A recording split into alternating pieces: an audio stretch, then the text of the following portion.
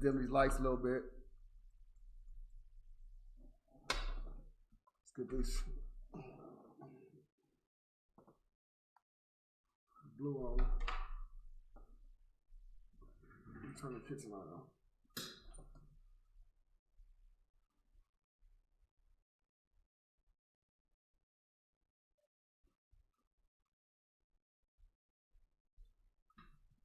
We boom, y'all. We back in action. Got the shades on. Y'all know what time it is, baby. We finna get to it.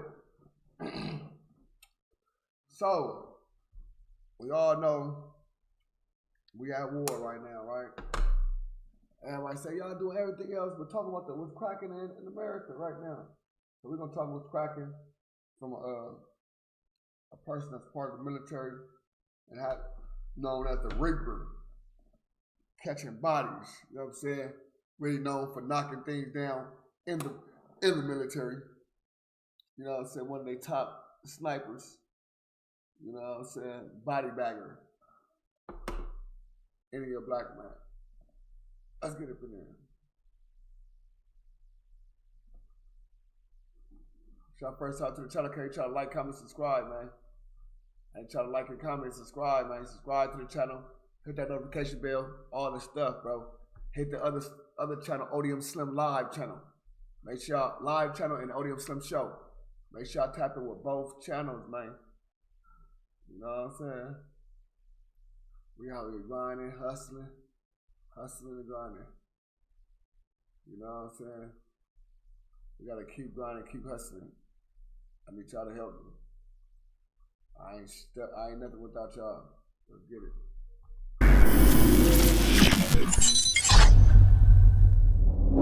Here we go.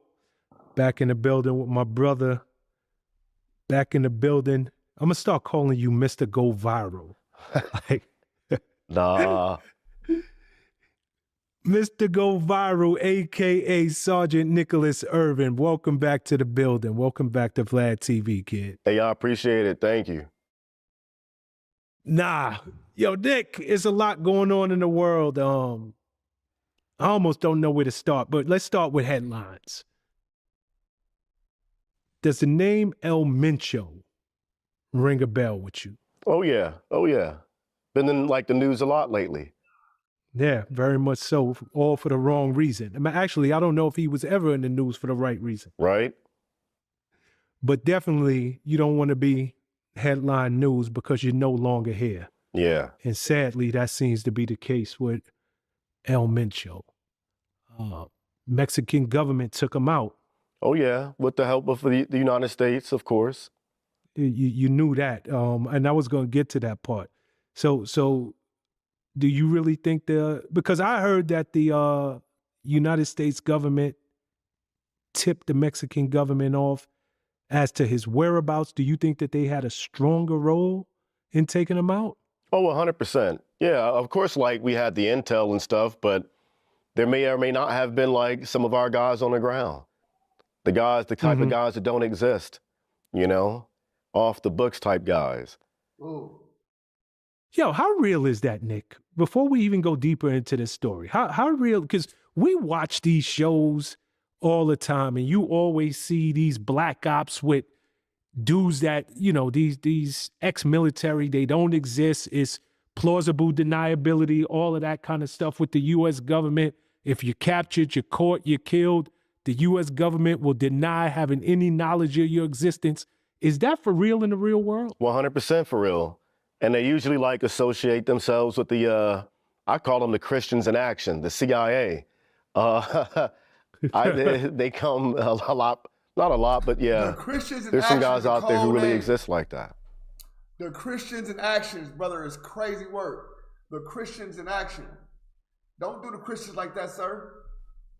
Okay, so in what scenarios does the U.S. use guys like that? Mainly for like, not oversight, but I guess you could kind of say oversight, coordinating different things, and like a one guy, two guys or whatever can coordinate things with the larger force, such as the Mexican military, law enforcement down there, and they kind of like the hand you don't see playing the puppet. They normally like an advisory role, more so like advisory. Yeah. Okay, see that's shocking right there. I always thought that these guys would be used more boots on the ground. They're going in, they're doing things that if they are caught, the government could, I don't know them. They ain't got nothing to do with us. Yeah. It's almost like the Bay of Pigs. Like, you don't need too many our guys on the ground if you're not formally involved with something or at war with somebody. You can send guys in who have no like military affiliation, and they play like the advisor role in situations like that. That way, if something does go south, you're not losing like American troops. It's a guy who coordinated a big plan and is playing that plan out. Prayerfully, it works on their end. Okay, so let's say you do a job like that. Is it typically ex-military that's doing that? Well, it don't have to be. I mean, you could have guys that were like I said, and there was 3-letter agencies: NSA, CIA. We worked with guys overseas, and they were like advisors. They didn't I'm not gonna say they didn't do much. They were just not in the firefights like us. But I honestly don't really know what the heck they were doing there, other than being on missions with us. I've deployed with guys from. We had attachments, CIA. You got guys from 3-letter agencies, and you got FBI, hostage rescue team, the HRT guys, DEA. I've deployed with all these guys, yeah, especially to Afghanistan. Wow. Okay, so when you're sitting across from, these 3-letter guys, and then there just happens to be 2-3 other guys in the room, like, who the F are they? But you clearly know that they have some stature, they got some say-so. Is it just one of them unwritten rules? Like, we know who these guys are, we know that they carry weight, just let them do what they do and get out the way? That's exactly what it is. It's exactly what it is. Like, you're not even young, you're just not privy to that information. You know that these guys are going to be on a helicopter with you, be on the mission, be on the briefings, debriefings, and if they ask for fingerprints, I don't know what they ask for but they're there. You don't ask anything. You just see a guy named Joe or Bob, and they're all named Bob or something, and yeah, they got cool equipment. Yeah, that's crazy. I mean, obviously, you know that this exists. They all named Bob. It's crazy work, bro. Bob. Hey, Bob. What's up, Bob? Nothing, Bob. You know what I'm saying? Just doing it, Bob. But to hear you, who've been in the field, you've been on these ops, you've seen multiple deployments, and it's confirmed, it's always crazy to know that there are guys that are operating with the government, but outside of the government at the same time. Oh, yeah. And you would never these guys don't even look, some of them do look the part, but you would never know. They would be like your family barbecue or something like that. You'd have no idea. Are you serious? Oh, yeah. They look, and they're older guys, too. I never saw, I didn't work with guys who were in their 20s. They were all, late 30s, 40s, at least mid 40s. Yeah. Huh. Okay. So how do you even qualify or put your hand up and say, yo, I want a job like that? Like, are they cherry picked? Are they recruited? Is there applications that's filled out? I don't know exactly the process. I mean, we've been approached. Certain guys have been approached, especially when I got out the military. I was doing private military contracting, but my last deployment, I was approached by a 3-letter agency, and a lot of, not a lot, but a few guys are. A lot of, I guess you could say a lot compared to the special operations units. Yeah. Damn, that's interesting. It really is. And it's always, I learn some fascinating new stuff whenever we speak. But I guess I got to ask you, with El Mencho, it's now come out that, he was caught because he had a female, one of his many females that came to the compound he was staying in. When she left, dudes was following her whereabouts and where she came from, and they was able to pinpoint her exact location. So just as, it doesn't surprise you that, let's just call them the men in black were involved and the U.S. was involved, does it surprise you that a woman, could have possibly been part of this capture and kill? Oh, you know the answer to that. Of course not. Of course not. Of course not. Especially if you have too many of them moving around, you're going to get caught up. You're going to get caught up. You gotta, yeah. They always seem to drop the location some type of way. You don't, yeah. I got a wife, I'm good, but I know enough. You don't, yeah. Yeah, that's the full interview. Full interview. We got the full interview right here. You know what I'm saying? I be. You know what I'm saying? Vlad don't be fucking with me. He ain't tripping off me. He know I'm a little nigga. He let me get my chili. Nah. I pay my money. It's always somewhere in the wings, a young lady who gets you jammed up, man. Oh yeah. I don't know if she was in on it or if, she came, did a thing with him. He put out the next morning and they was like, because that's similarly how they got Bin Laden. They got one of his courier. Trusted couriers. Yep. And followed the courier and took him right to him. And from what I'm understanding, it's the same thing. Yeah. He would have one of his trusted couriers go pick his chicks up, bring them in, bang them out, drop them back off. And they was like, okay, bingo, we got him. Yeah. You know the old saying, it's like pimping ain't easy. And that goes to show it ain't easy, man. It's too much inner workings, too much coordination, planning. It's going, you get caught slipping more often than not. I get it. I mean, if you're moving like the way he was moving, but maybe they should have used like some underground tunnels or something, Playboy Mansion style. I'm going to tell you, Nick, these guys are making billions of dollars, these cartels. But Playboy Mansion style is crazy. We're going to act like we forgot it. We didn't hear that. Playboy Mansion style is fucking nuts. Playboy Mansion style. They doing that in the Playboy Mansion like that?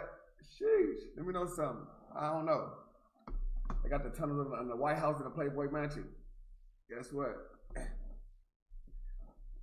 Heavy is the crown. Heavy is the head that wears the crown, man. Like, it's almost not even worth it. You got billions of dollars. Like, you got to sneak chicks in and out. You got to be hidden away up in the mountains. You can't go out and just walk and spend your money. Like, is it even worth it? Like, who would even want that position? Biggie said it best. More money, more problems. More money, more problems. More money, more problems. I'm cool with a couple $100 million. I'm cool with less than a couple hundred, but yeah, you don't want to be seen. You don't want to see me no more. Yeah. But I don't want to live like that though. Always on the run, always having a hideout. I'm not trying to live life like that either. Hunted, no. That's it's a short life. You can expect that. Well, I think it's a short life, number one. But again, heavy is the head that wears the crown. Number one, you got to worry about military. I mean, in their case, this is not regular police. They're in Mexico. They're the cartels.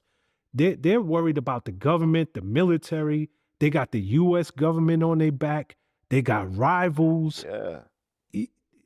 It's like, what's the point? You got all that money, you could barely spend it.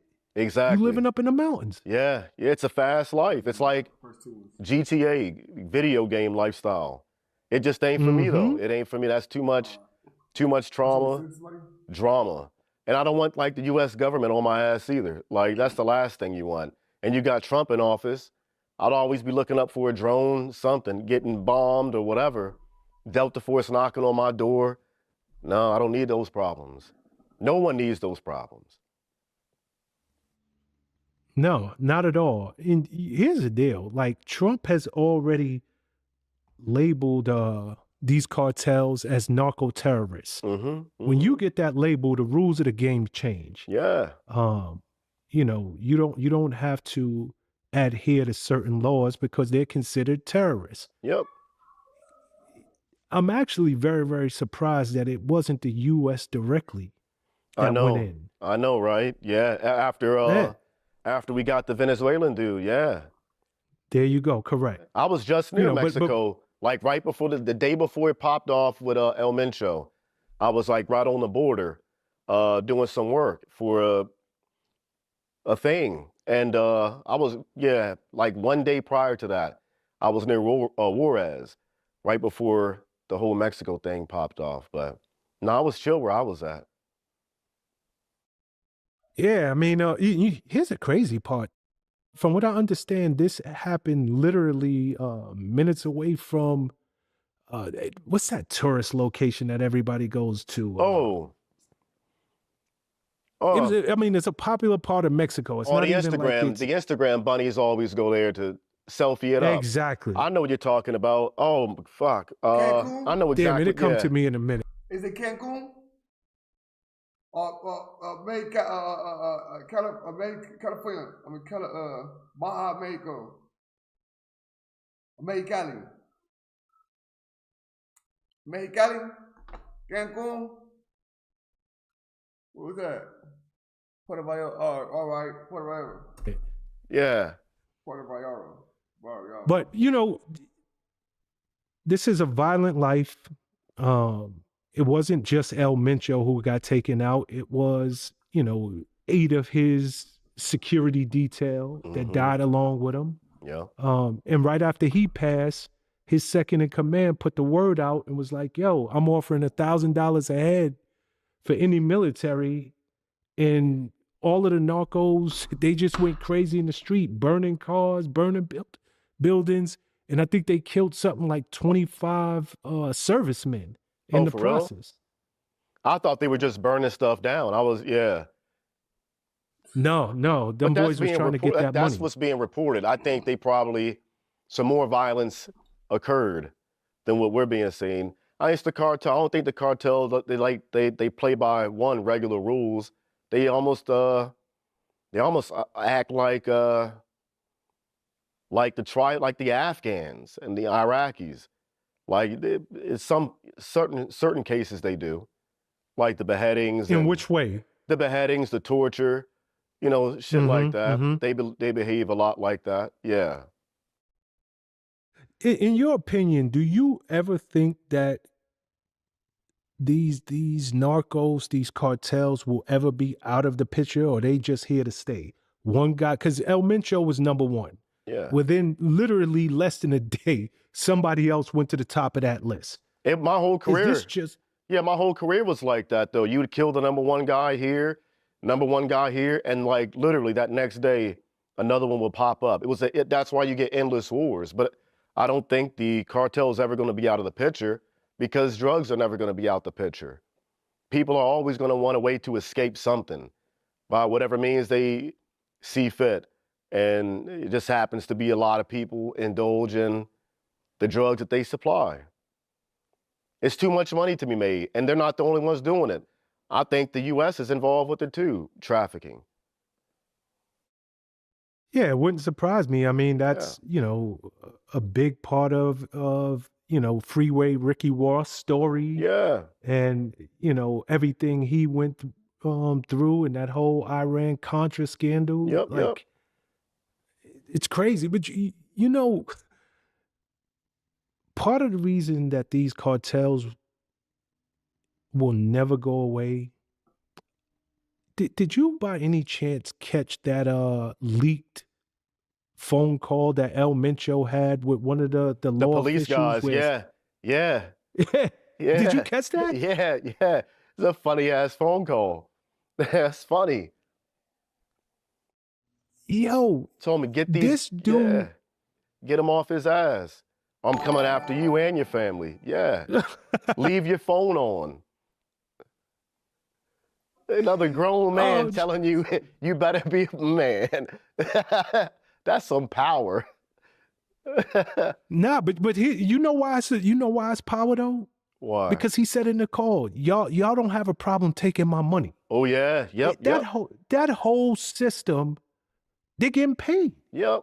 So while they out there fighting fighting crime, and they on the war against drugs. They all on the payroll. So he's sunning this dude. Yep. And he feel like, yo, I'm in the right. I got y'all on payroll. I mean, but he would be so right. Y'all better stand down. He is right though. If I'm literally, I'm your boss, I'm paying you. Like, you better Correct. you gotta do what I say. I mean, they're all in the same game together. So it's like, how are you coming after me? How are you mad at me? We're all in the same game together. So yeah. I mean, he had every right to kind of be pissed off, and he was technically right. He's like, I pay your salary. Leave me alone. Yeah. That's a tough life. And that's what he was saying. It's a tough life. And then you get killed by the guys that you had on payroll. That's a savagery. Yeah, but that's really at the heart of it, what their issue is. Because they look at it like, yo, this is hypocrisy.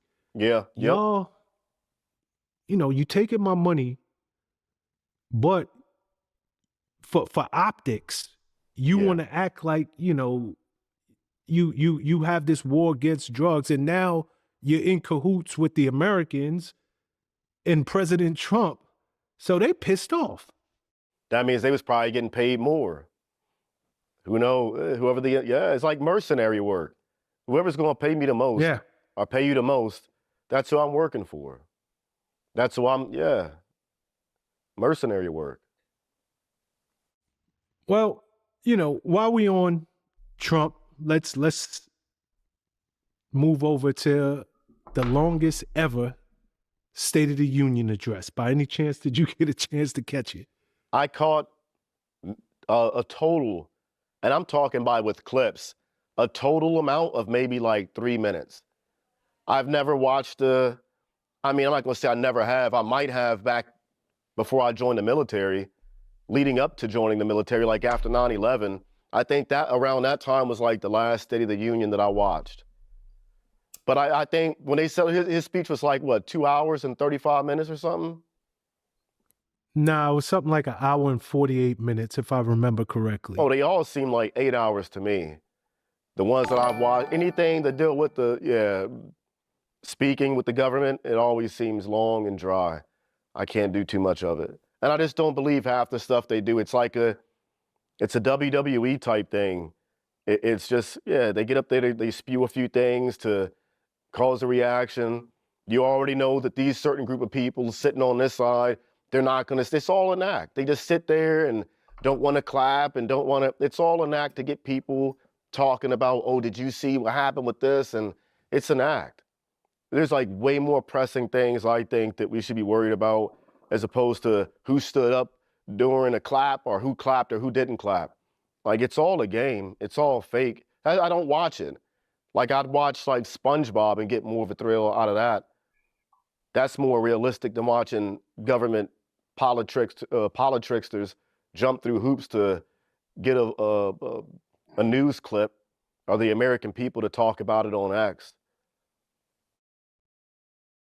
Nah, this one in particular was definitely the WWE. I mean, there was so much. This was pure entertainment. What was some of the stuff that he said? I know it had to be some wild moments. What he said. I mean, he literally brought in the hockey team that won the gold medal. Oh wow! Had them guys come in. He's given the what is that? The congressional? It's not the Medal of Honor. It's the highest award that a civilian could be given. Oh, by the president? Yeah, by the president. He's given that to the goalie. Wait, who got it? It was everything. The goalie the got goalie it? the goalie of the hockey team. I don't even watch hockey. I can't skate. I can rollerblade, but I can't. I don't do anything cold weather these days. After my time was up, and I spend enough times in the mountains of Afghanistan and Ranger School I'm good on cold. I'm a tropical people at heart. The melanin what's that? No, I said I'm with you. Yeah, my melanin only allows so much coldness before I tap out. I can't. But this that State of the Union was different. I mean, of course, he addressed what he's supposed to address, how bad Obamacare is. You know, he said that Obamacare made insurance company rich. It's called it unaffordable health care. Is he wrong? Is he wrong, though? I know people on the outside and have to privately pay for health care. I know it's not cheap. I know it's not what was promised or what was the illusion sold to the American people of how affordable it was going to be. It Salute to everybody subscribing, all the subscribers. Salute to y'all. turned out to be, you know, 2 house payments, you know. But hey, healthcare. We should all look at where our tax dollars are going, because other countries that we give it to, they got free healthcare, they got free education. It's a lot of free stuff other countries have, that one in particular that we supply billions of dollars to annually. And what do we get in return? People can't afford healthcare. We don't have free education. The average kid nowadays, excuse my language, but it's like stupid these days. They don't have a reading level above what, the 6th grade. Most individuals, the younger generation, they haven't read a book. We're getting dumber, which is like hard to believe. Hey, cuz.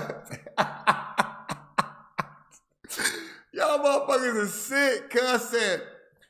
Hey, he said, hello, no disrespect to anyone of y'all on here or in the United States of America. I've been in the United States of America since I was 6 years old, and now I'm 56 years old, and they deported me back to Vietnam, right? Then just said, good, you had 46 years to do something about that. So good. You have 46 years to do something about that, nigga. Some good fucking reasons. That's fucking cold. You have 46 motherfucking years to get your shit together, and you didn't get your shit together in 46 motherfucking years. Now that you ain't got their shit together, you want to talk about they got to do your ass. You have 46 motherfucking years. How the fuck you in 46 motherfucking years you ain't get that shit together, brother? How the fuck in 46 motherfucking years you didn't get that shit together? 46 years is a long motherfucking time to get some shit together, cuz. Oh, that's cold, cuz. That's fucked up. That's cold. Y'all cold, cuz. Y'all cold people. Y'all cold-blooded. I'm blaming y'all for this shit, cuz.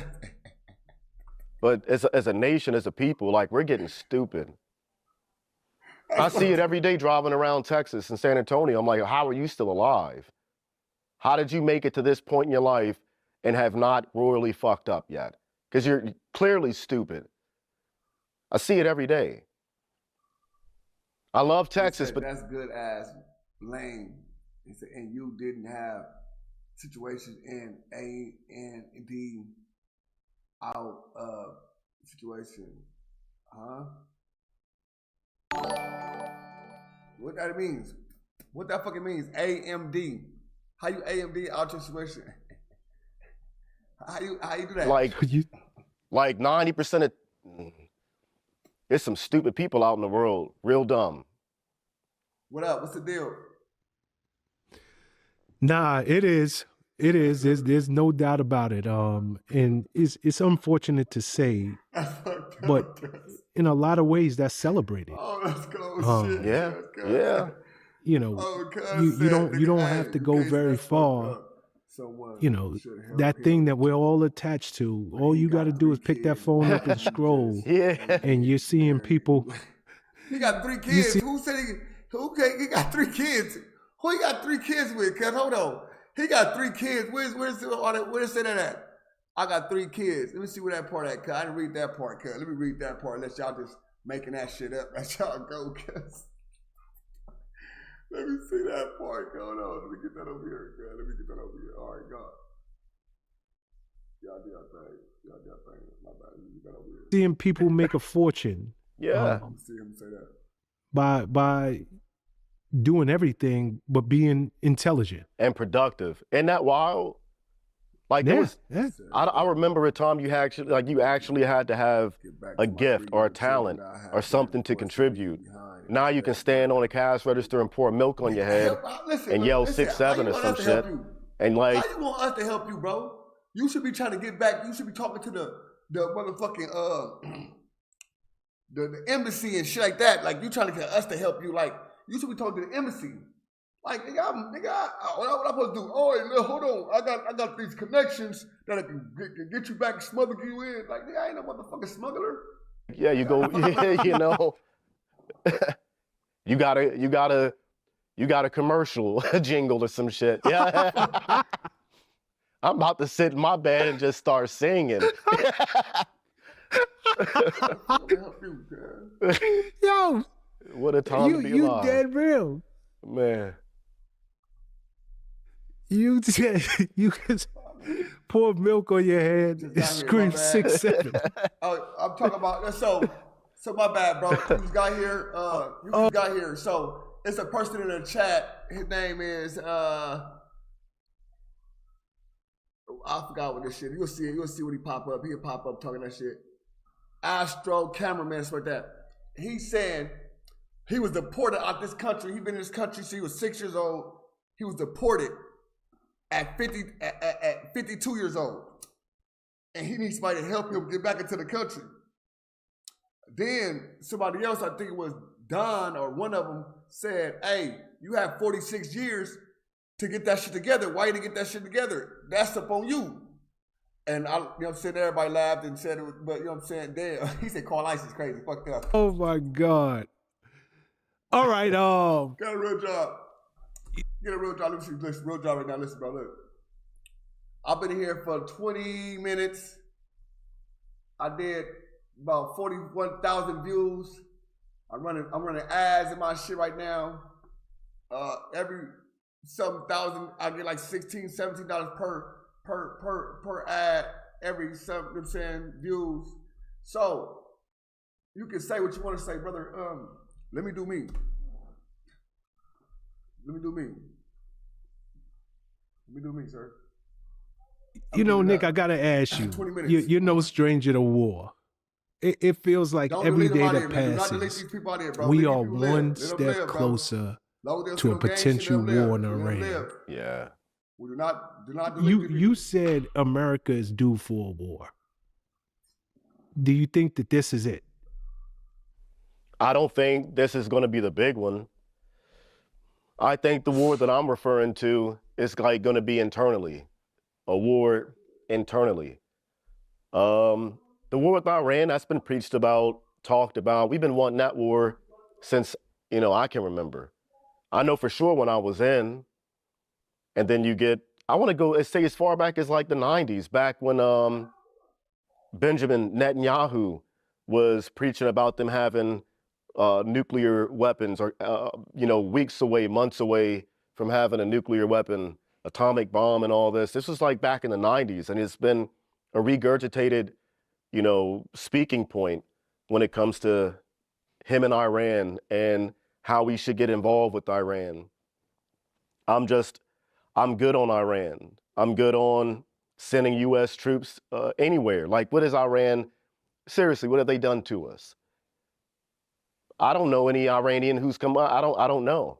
They haven't done anything significant to us that would like warrant thousands of U.S. troops to go over there and get potentially killed.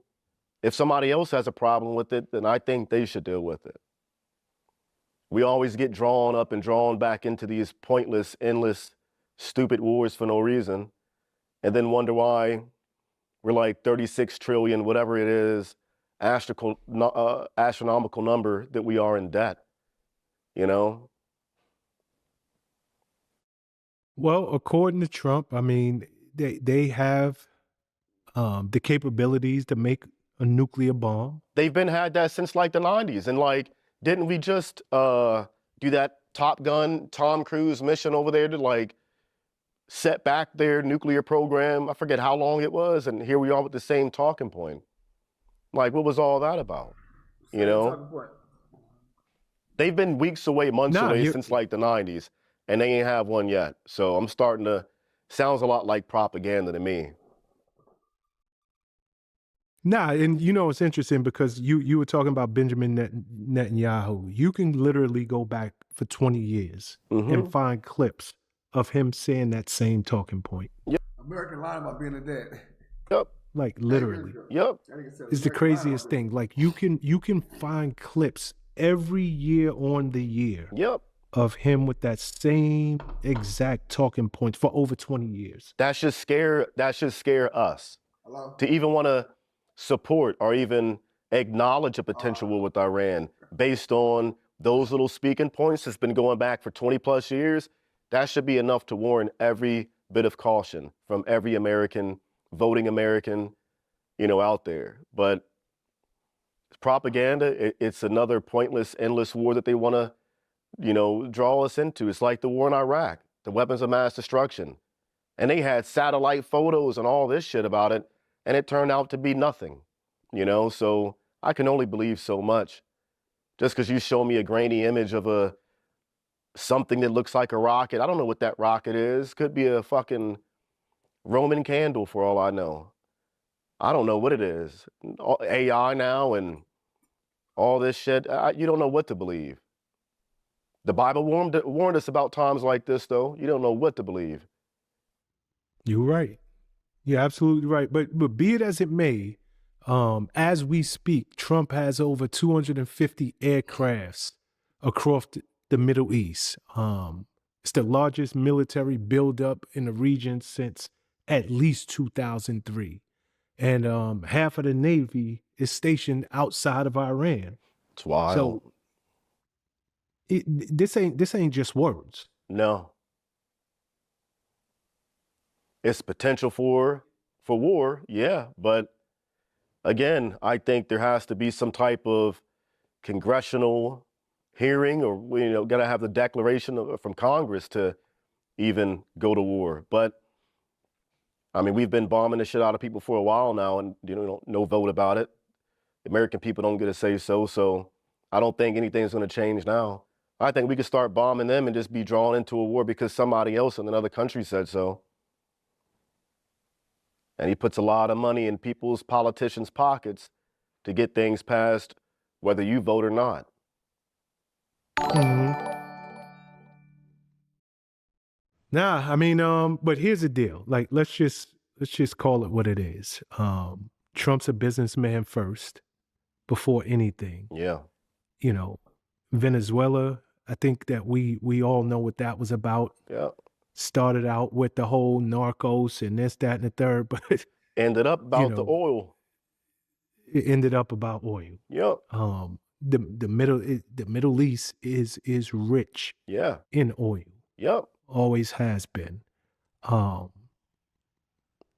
you know, at the end of the day, it's make America great again and make the Trump family greater. Richer too, yeah. Richer.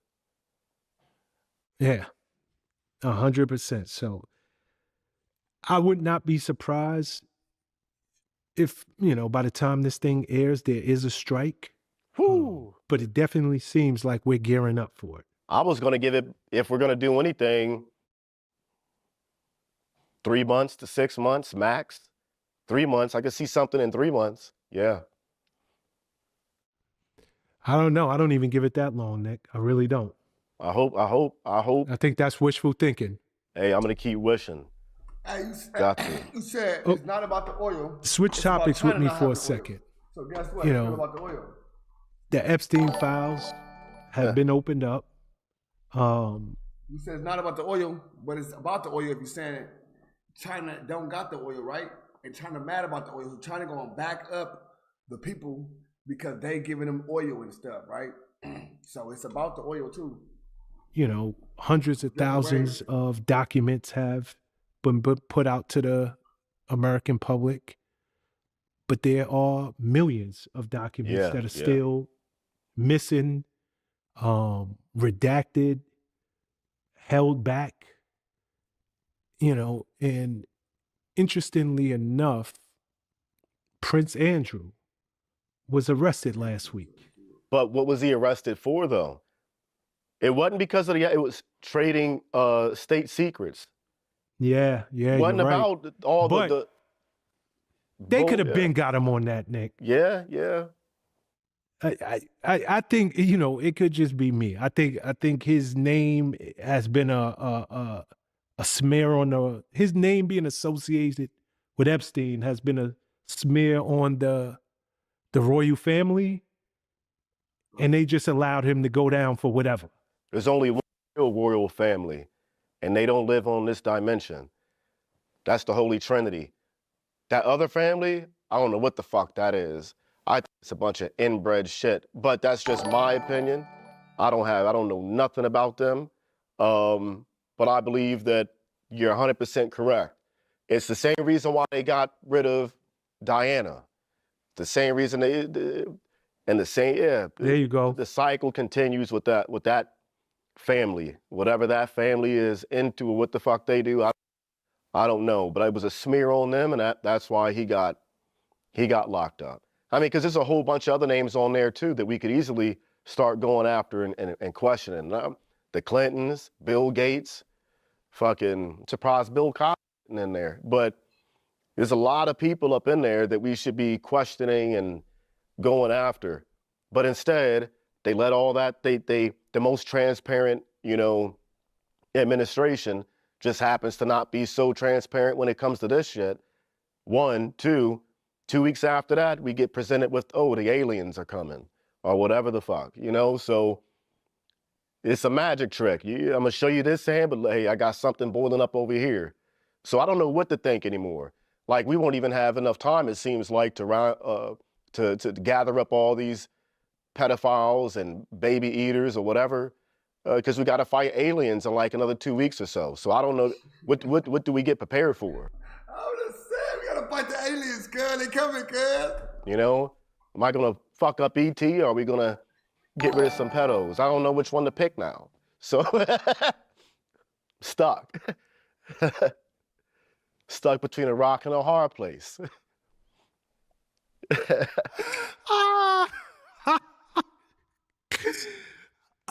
Yo, the crazy thing is, what you're saying on the surface is funny, but it's so real. It's real, yeah.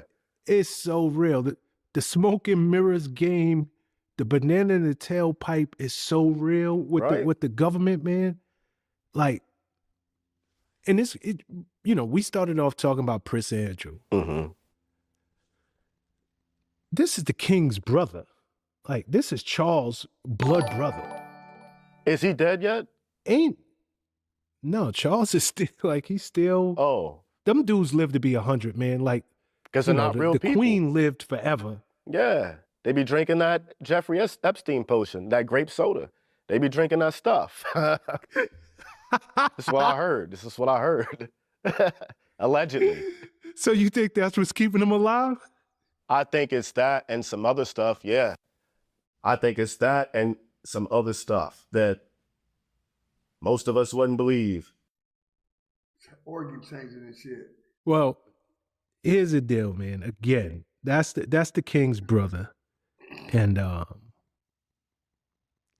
it ain't going down without the king giving his okay, his blessing. Yeah. So, yeah, I think at the end of the day, Andrew's name being associated with this mess, it's a smear. It's a black eye on the family. It's a black eye on, you know, the whole UK for that matter. I mean, this is a prominent figure over there. So they want to show that, you know, look, we don't take this lightly, and, you know, anybody can get it. It was a perp so walk, we're gonna sacrifice Andrew. It was a perp walk, essentially, because he's out now. Yeah. Yeah, it was just he's out. Yeah, he was out perp walk right away. Yeah, of course. Mm-hmm. They're doing everything they can to protect that list and who's all in on it and what was being said by who. It's a weird, the fact that we're even having to discuss that, like a big scandal. It's one of the biggest scandals in my lifetime. I wasn't here for like Watergate and all that. So yeah, I think this is like beyond that though. We're talking about the powerful elite, big names. Nah, this Jeffrey Epstein, this is, I mean, for the president, if he doesn't figure this out, no matter what he does in his presidency, it's always gonna have this asterisk next to it. Yeah. You know, him being associated with Jeffrey Epstein, it's money, it's power, it's the rich, it's the elite, it's pedophilia. I mean, this is made for tabloids. Different. You know. It's different. Huh. Okay, switch topics with me for a second. Yeah. Alex Pretty. Pretty is his name. Pretty? Pretty. Okay. Pretti. Yep. Killed in Minneapolis after protesting.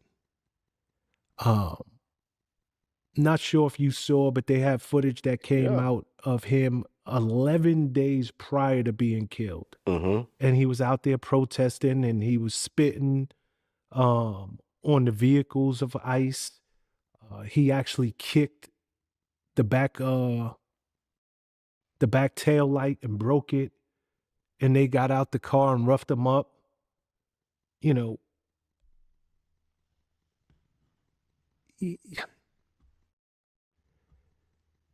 know, some people online that said, hey, he had it coming. You know, he agitated and kept poking the bear. Yeah, but there still is like rules of engagement though. And like, if someone kicked out your taillight, does that warrant you or to have the justification to shoot and kill someone? And you're a police officer. It ain't like your life was in danger or threatened. I mean, this motherfucker had like a little Bruce Lee kick or something. I mean, it didn't hurt nobody. And would you shoot him over it? No. He spit on your vehicle. I mean, your car gets on every day by a pigeon, you know? It didn't hurt nobody. Unless you're that one cop who lit up that whole car because a squirrel had dropped a peanut or whatever on his fucking car. Unless you're that cop. But I don't think that like that warrants you to kill someone, no. Even the circumstances on how he was killed, I don't even agree with that. I saw some footage, the still shots and stuff, even how like his gun was allegedly, one of the officers had already retrieved it before the shots start going off. And he wasn't like pointing his weapon or brandishing it. I've been to a protest armed 2 times. I didn't get shot. There's a lot of Texans out there protesting who were armed. Didn't get shot. I think you're allowed to. It's like your God-given right, your Second Amendment, your constitutional right you're allowed to do that. You're allowed to bear arms. You're allowed to go to a protest. You're not shooting up the place. You're not doing anything. I don't think that was in my opinion, I just don't think it was a clean shot, especially if the weapon was off of him, retrieved by one of the officers. If that is correct and that's exactly what happened, it was a bad shot. Nah, I couldn't agree with you more, Nick. I think at the end of the day, let's go to the footage 11 days prior when he did kick out the officer's tailpipe. He actually, they showed a video and he was armed that day. I don't think based on them roughing him up and then leaving him on the ground, I don't think that they saw or knew that he had a weapon on him. Okay. But on the day that he was killed, to your point, he had never touched his weapon. He never reached for it. And the officer took it from him and screamed out, gun, gun, gun. And that's when they, executed that man. You get in trouble for that overseas. Like, if a guy, there's been many homes, we've blew open the door, put a C4 charge on it, go inside of a house, and there's an AK-47 by someone's bedside. And he gets up, or he's looking at it, he didn't touch it, you can't shoot him. That's a bad shot. You get in big trouble for that. But the minute he goes and grabs that rifle or whatever he has, and we have that little split-second agreement on mutual combat, my life or yours, then yeah, you're 100%. But his hand wasn't on the weapon. He didn't brandish it. He didn't point it at anybody. Let's just not forget, not too long ago, there was a whole kid who did the shoplifting thing, and the gun didn't go off.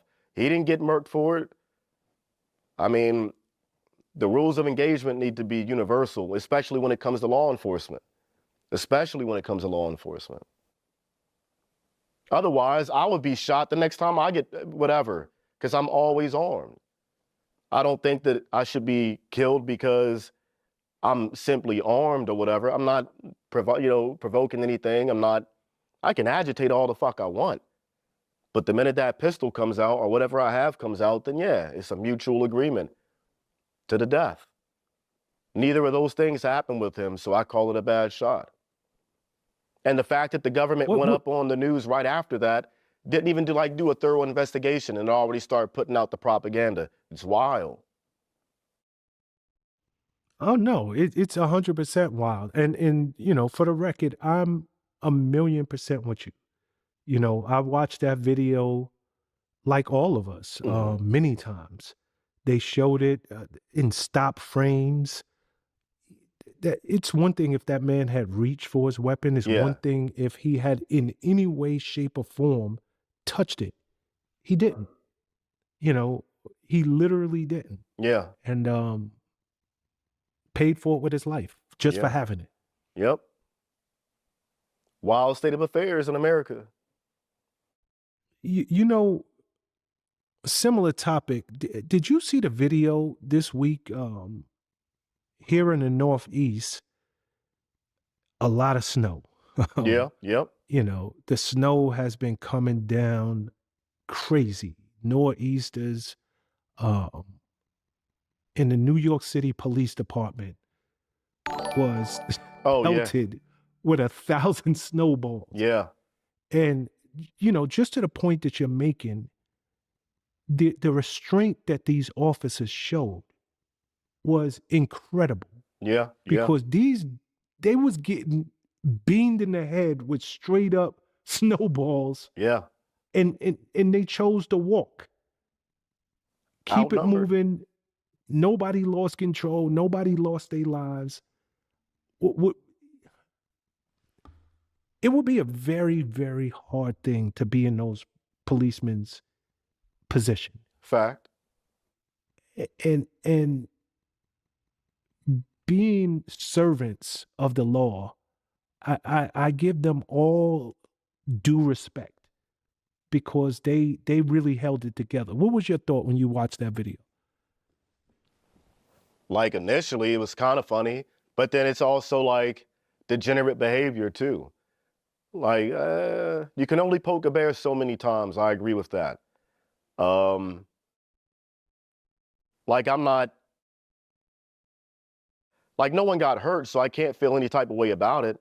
I don't feel like, they had to go to their, significant others and cry about it. No, I don't think any cop out there had to do it, but no, it wasn't like, it was just degenerate behavior, just degenerate behavior. But if somebody would have got popped for it, we'd have had protests and riots. I'll tell you that. And that's what sucks about it, because you won't get the other side of the story. You'll get a little snippet of something and they'll say, oh, they shot Boo Boo or whoever the fuck, and now we got to go burn down some shit. But Boo Boo was throwing like ice balls, beaming niggas upside their head with some, 100-mile-an-hour fastballs. Nah, I mean, and that's what the cops were saying. They were like, yo, some of them snowballs had rocks in them. Yeah. Some of them had ice and I've been just beamed up snow before, on the outside. I grew up in Maryland. I've been beamed upside the head a couple times. We got to fight. We got to fight after that. And things hurt. And you got to go to school the next day with a good knot. Nah, I got to get mine back in blood, bro.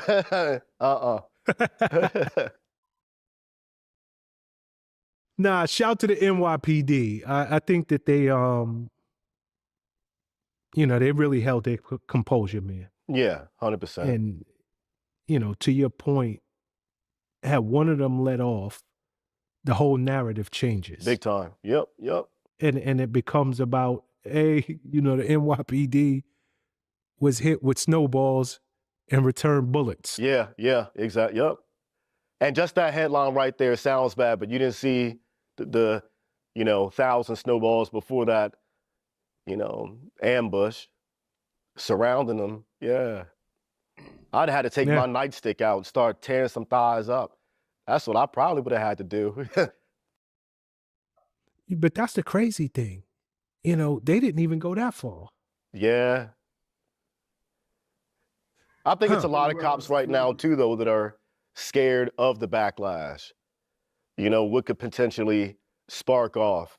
You start World War III in America, riots and all this and that because you did what you had to do or felt what you had to do. And losing their job, going to court, whatever comes along with that. I think a lot of them are in fear of the repercussions of what may or may not happen. Well, I think number one, there are rules of engagement. And the world that we live in, everyone has a camera right in the palm of their hand. It's always surprising to me to see so many law officials still acting as though they're not aware that their reckless behavior is being videotaped. But if you've been reckless for so long in your career, some things are just force of habit. Yep. And they get tunnel vision and ego. You can't even stop it. Yeah, tunnel vision and ego. I think those two things combined cause that type of behavior. They get tunnel vision. Correct. They've been operating this way for a long time. They've been talking about doing certain things or whatever in the locker room, and then you get an ego because you couldn't get a chance to beat your wife last night. It comes out on somebody. Because let's be honest, look at the stats. Look at the stats. You get a raging alcoholic and the mashed potatoes were cold when he got home, 1950s, 1960s. Mama got to get laid out. And that's just the way it was back then. I don't condone it, but. That's cold game. That's cold game. Kid go across her chin, nigga, mashed potatoes cold. Hey, got them goddamn mashed potatoes cold. We ain't fucking with mashed cold ass mashed potatoes. We ain't fucking with cold ass mashed potatoes. Cold ass mashed potatoes, your ass slapped in the fucking chin. But I know there was a time when dinner was cold.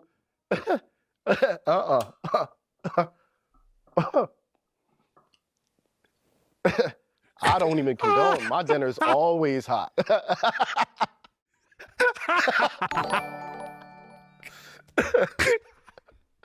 Oh, man.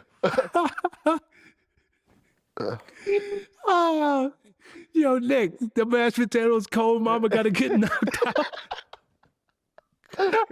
It's happened too many times in the past. I've heard it. They used to make movies about it.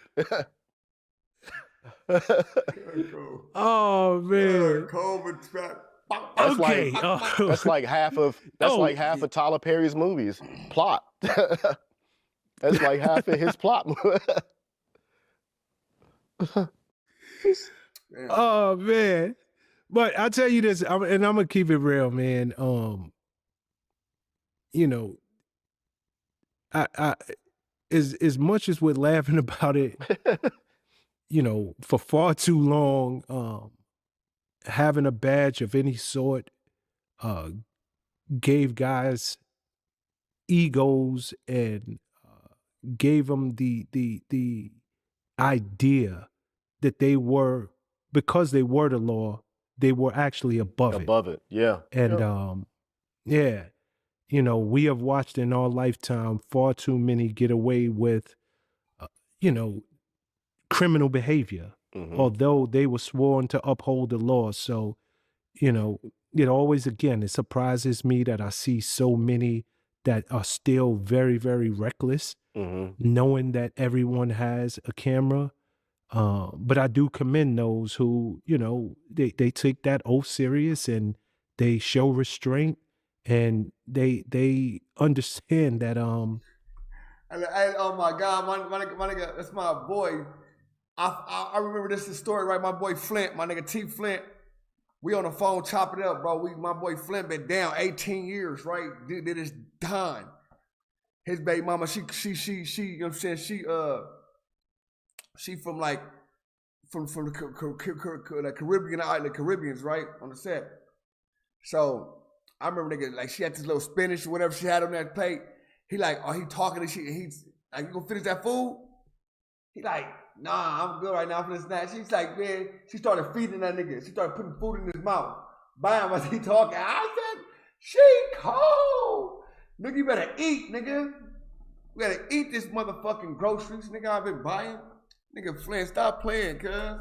Their number one job is to get home safe at night. True. And to allow other families to get home safe. So, Yep.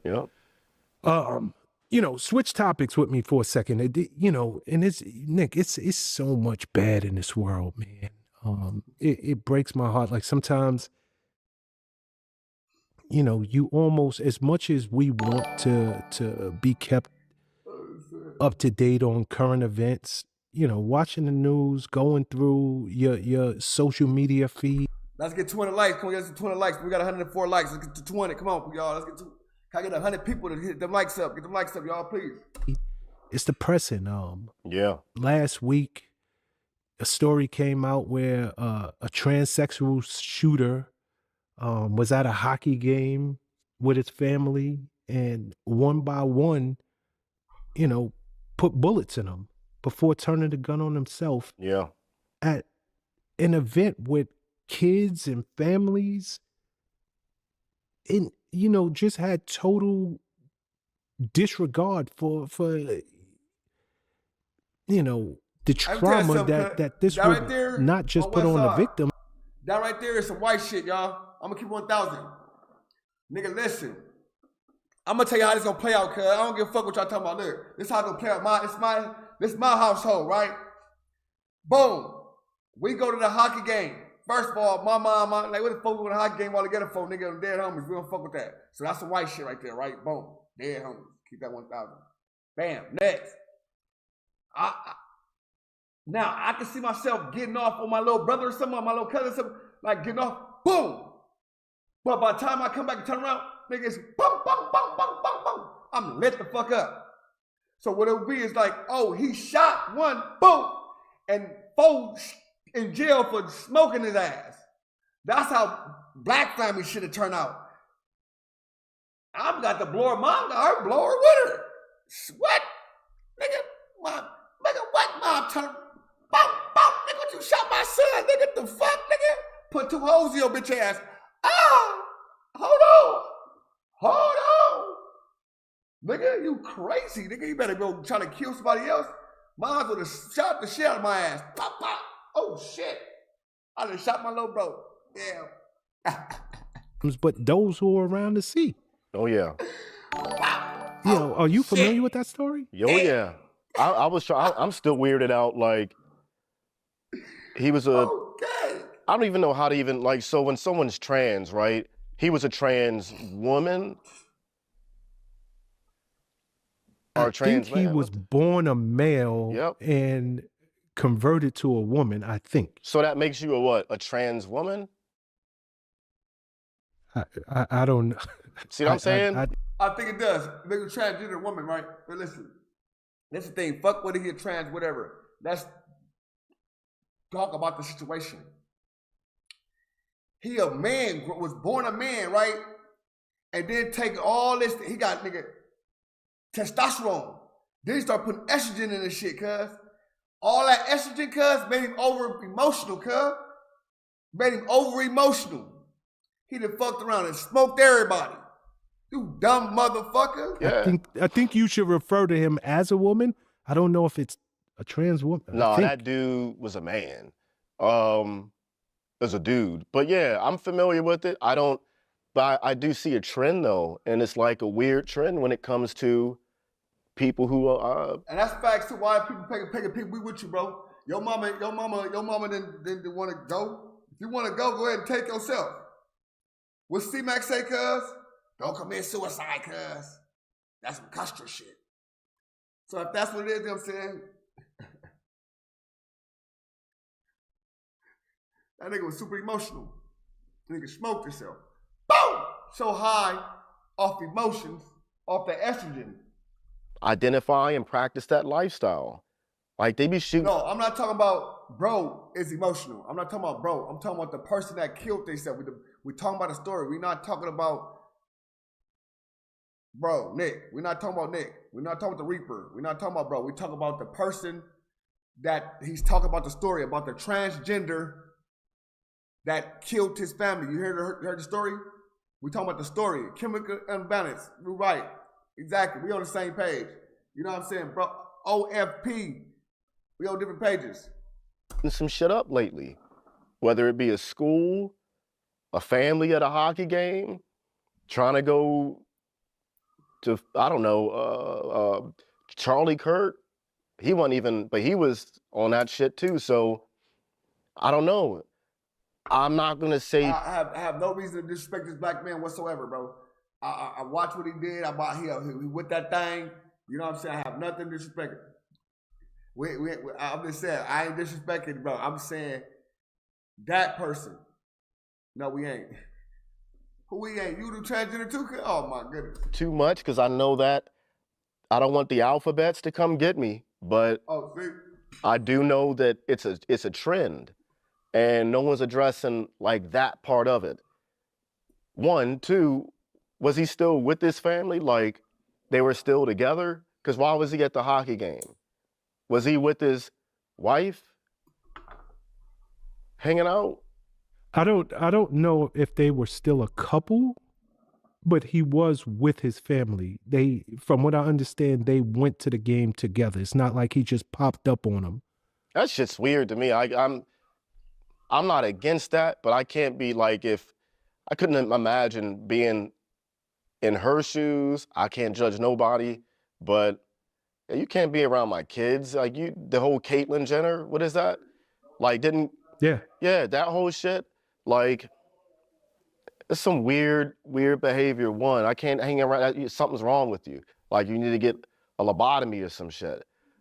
But that's just what I might think sometimes. But I'm also seeing a trend and a pattern with shootings like that. A lot of them lately have been from that demographic. You can't hide it, can't deny it, no matter how much the news wants to. But it's a sickness. I'm not going to say that's a sickness, but it's a sickness to want to go out and execute your family like that, you know, at a hockey game and traumatize, like you said, everybody else in attendance for life. Yeah, that doesn't go away. I mean, we're talking about 3 people, literally 3 people. And from what I understand, he systematically went one by one and was lighting them up. It's wrong. You know, I didn't give any thought prior to you saying it, but it does feel as though it's a trend or a pattern or something going on where we're seeing more and more mass shootings, or these high profile shootings, and they're either being done or attempted, you know, by somebody in the community, yeah. Which is, man, I hadn't thought about it before you said it. Yeah, and I like, people know what I'm talking. It's something not right up there, I think. Just think it's something not right. You just don't change. To be that old and wake up one day and say, you know what, I'm going to do this. And most of them don't even go the full, you know, transition deal. Like, so I think it's a weird something. Identity crisis, I don't know. I can't relate to that.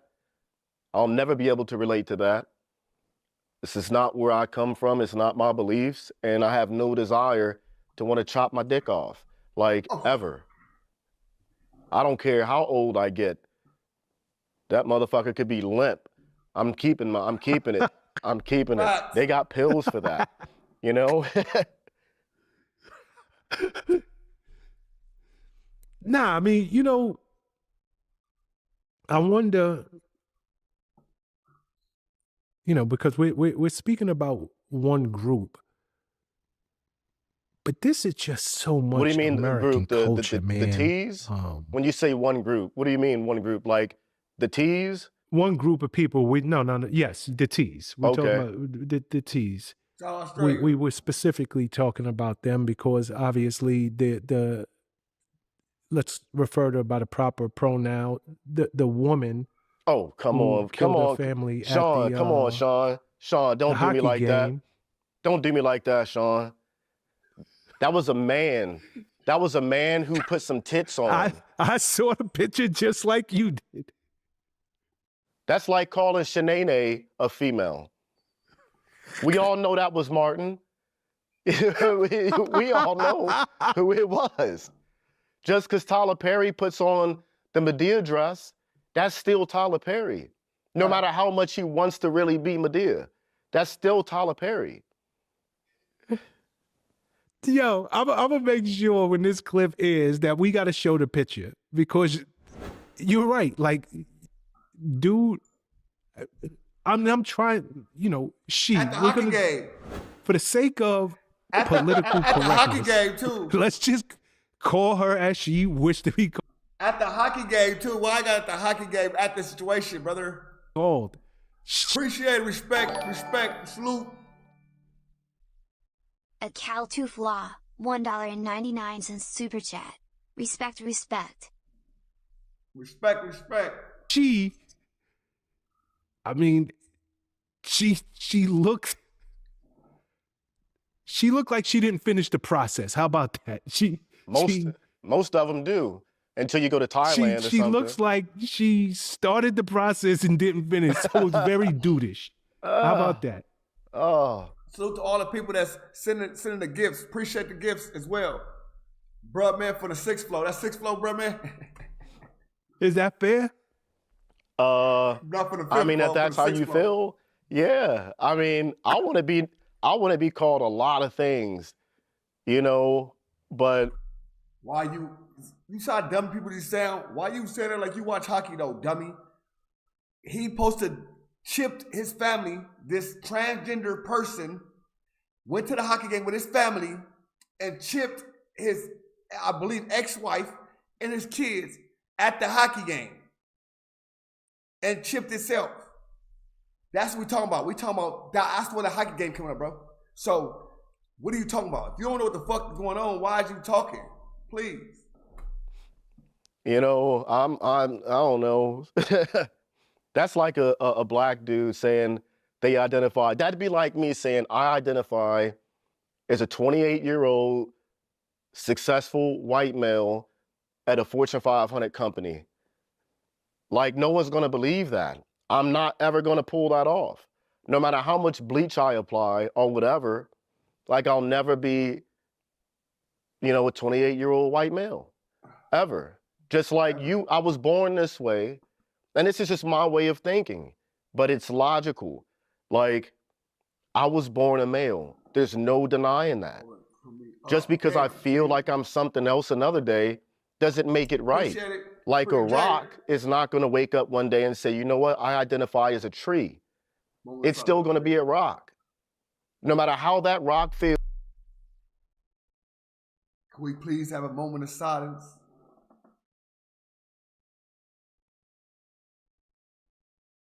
That's to the wife and the kids that, you know what I'm saying, lost their life. Everybody in the world knows that's a fucking rock. It is what it is. It's just the law of the land. It's science. I used to read science books, and science books told me growing up that these chromosomes make a male and a female. And if you don't have those, maybe you have hermaphrodites or whatever, like people who are in between, born that way, got you. That's them. But then I feel like that the like transsexual, it's like stealing their identity, the real identity, like the hermaphrodites. I don't know. I never thought I wanted to be a female. I've never. What's up? Avocado 760 said, "What up, boss? What's happening? What's cracking?" I had a desire to want to put on my mom's high heels or my wife's high heels, ever. And if I seen my son doing it, yeah, we taking care of that immediately, because I don't play it. I just don't do that. My son is a boy. He'll always be a boy. Always. He will never be on a stripper pole, ever. Yeah, I got a question for you because Yep. this is a real conversation. Yeah. And a lot of people feel exactly as you do. Okay. But and they do. I mean, this it's not like you are in a vacuum. It's not like people don't feel identically to the way you feel. Mm-hmm. But is there just a level of respect and courtesy and acceptance? Hey, if you want to identify as X, I will refer to you as X. But how far does it go? And when does it stop? Like I said, I might wake up tomorrow and want to be the emperor of the whole world. And if a motherfucker don't call me and bow down, yes, emperor, off with your head. Like, just because I feel a certain way doesn't mean you have to respect it or abide by it. I don't believe that. Like, just because you feel a certain way, that's you. That's your life, live your life. But once you want to involve me and bring me into your reality or your life, that's where I have a problem. Because I'm a king in my own domain. I can't be a bitch in yours. Don't bring me into it. That's how I feel. Like, and no one could get mad. It's my opinion. I don't feel that anyone should have they can have the right to get mad. Fuck them. What are you gonna do about it? But at the same point, it's like, this is what, if you want me to respect the way you think, then respect the way I think. That's the in-between, but it's not like that when it comes to certain demographics. It's no, I'm this way, you have to respect it, you gotta bow down to this, and it's not about that. This is my ideology, my way of thinking, so respect that. That's how I feel when it comes to that group or those groups. It's like, do you behind closed doors, I got no issue. What you eat will never make me shit, so I don't have an issue with it. But don't bring me into your world and terminology, and I got to change my vocabulary to make you happy. You know, I don't like that. Otherwise, I'm emperor tomorrow and ET the next day, and I might wake up and be predator one day. I'm already starting. I kind of look like I could pull off the look, you know. Nah, Nick, everything you're saying it's so real. And it's part of a larger conversation. It really is. I think one of the things that many people don't give enough just as we as the general public, heterosexual males and females, we're asked to to acknowledge, respect the fact that you feel a certain way. There's a flip side to that coin, which is, our whole life, especially if you're above a certain age, Yeah. where this didn't exist at all. Mm-hmm. And you were taught, that there was males, there was females, and nothing in between. This is a freaking learning curve on how to address people, what pronouns to use. And sometimes it's just habitual. It's just, I've been doing this my whole life. I'm not born into a world where this is the norm. It's the norm today, but I was born many years ago where it wasn't the norm. So there's a give us a little bit of grace as well. I see where you're coming from, but what percentage of the population does that make up? It's like less than 5%, less than 2%. I think that's a huge learning curve that is being forced amongst 350, 400 million people to abide to 1%. There was a time in the past where, like, you do your own thing, but I don't think the whole world has to, abide by what 1% feels. If that were I could go back in history before, you made up more than people who look like us made up way more than 1%. And no matter what your name was, you were always a hard ER. And that's all you was ever going to be. And we made up way more percent. I'm saying this though, right? I'm saying this. What do y'all feel? I see some people in the chat saying he don't know what he's talking about. But all he's saying is, respect. If we respect what you want to do, respect what I'm saying.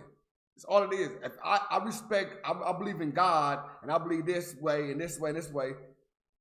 Your way of living ain't better than my way. That's what I think he's saying. I don't know. I see somebody here right now. I think he probably transgender or whatever, and he up here going crazy. It's a small world, small instance. I'm just saying, he does probably. That is his what he feels. You can't tell them how they feel and what they should. That's the problem. People want your feelings to be his feelings. You can't do that. That's not how this world works. It don't work. Your feelings and his got to be his feelings. He had a right to feel the way he want to feel, and you had a right the way you feel you want to feel. You got to respect that. To each his own. Perfect. Motherfucking prime example.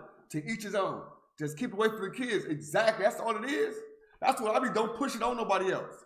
That's the problem. They want to get cherished and put in all these different things and this and that. And it's like, even now, I'm just keeping real with thought. You can watch regular porn, right? And it'll say straight porn, and they still put this fucking weird shit in there here and there because they force this type of shit on you. Like, get this shit up out of all that shit. I don't watch none of that shit because this shit is all weird. They got a lot of weird shit going on, and they try to force this weird shit on you. That's this Epstein shit and all this other shit going on. Dead on me. And much more of a percentage than what that demographic does. And we all have to abide by that. I'm going to keep my 80s mentality about it. I don't feel like I have to, Well, yeah. Here's the deal. At the top of this, I called you Mr. Go Viral. You're definitely going viral. But I hope not for the wrong... For this clip, you're definitely... I hope it's not for the wrong reason. I'm speaking from the heart. And it's like what my beliefs are. If you don't respect my beliefs, then why should I respect yours? But at the end of the day, fuck it. Like, I'm not hurting anybody yet.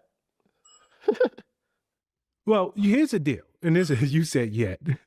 Here's the deal. And this is what I was going to say is there has to be a level of understanding and grace on both sides. Yeah. And I think that's what it really comes down to, because it is not, whereas everything you're saying, it's apparent. This is how you feel.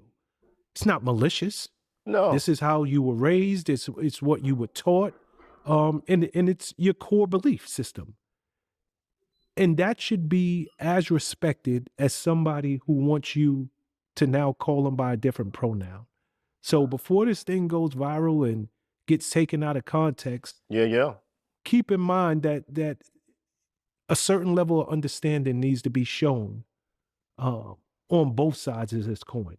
If you want your wishes to be taken serious and heard, then you have to respect other people's wishes and their points of views. We're not all, monolithic. We have different points of views, and I think that there's a world in where we have to respect that. Okay. That being said, you touched on this earlier, Nick. Your man Obama sat down and said he believes in aliens. That clip went viral. Trump came and said he's releasing the classified information. First and foremost, do you believe in aliens? Because you clearly don't believe in transgender. No, that could be I'm just playing. As a kid, I believed in aliens, but as I guess got older and more mature and read some stuff, read a lot more, I don't believe they're like your E.T. phone home type aliens. No, I think it's something way more greater than that. You can read the Book of Enoch, read the Bible, all the religions, all the old myths from these old civilizations that existed thousands of years ago. They've talked about them, the Watchers, whatever you want to call them.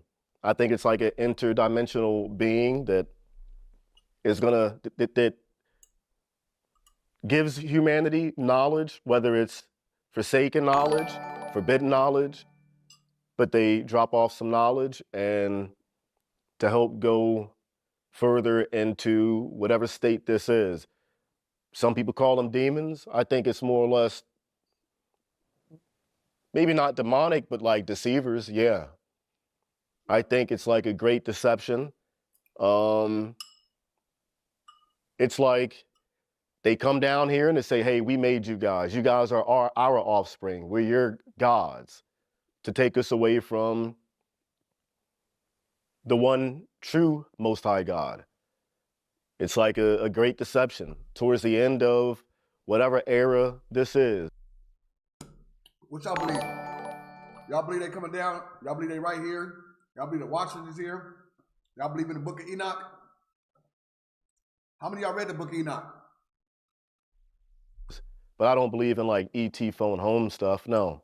I think it's an interdimensional being that mingles with humanity sometimes.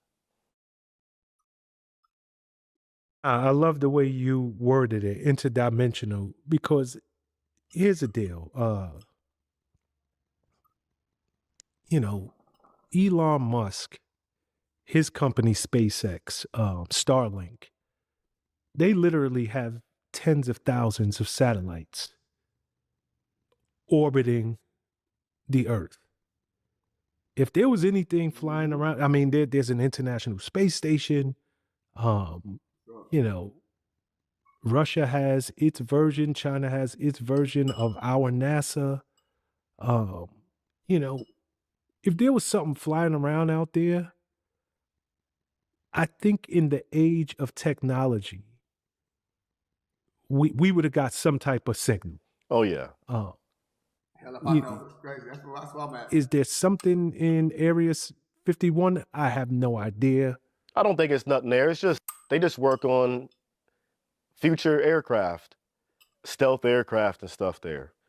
Area 51 doesn't have anything to do with aliens. From what I know a person who's been there, but he didn't see any aliens. He just saw some stealth stuff. That's where the stealth helicopter came from. Well, they tested it out there, yeah. I don't think, that's not a secret. Mm-hmm. That's where SEAL Team 6 went to go learn about and test out the stealth Black Hawk helicopter. Allegedly. Allegedly. Yeah. No, I would agree. But I agree with you wholeheartedly. If aliens exist, and to your point, whether you go back to the lost books of the Bible, the Book of Enoch,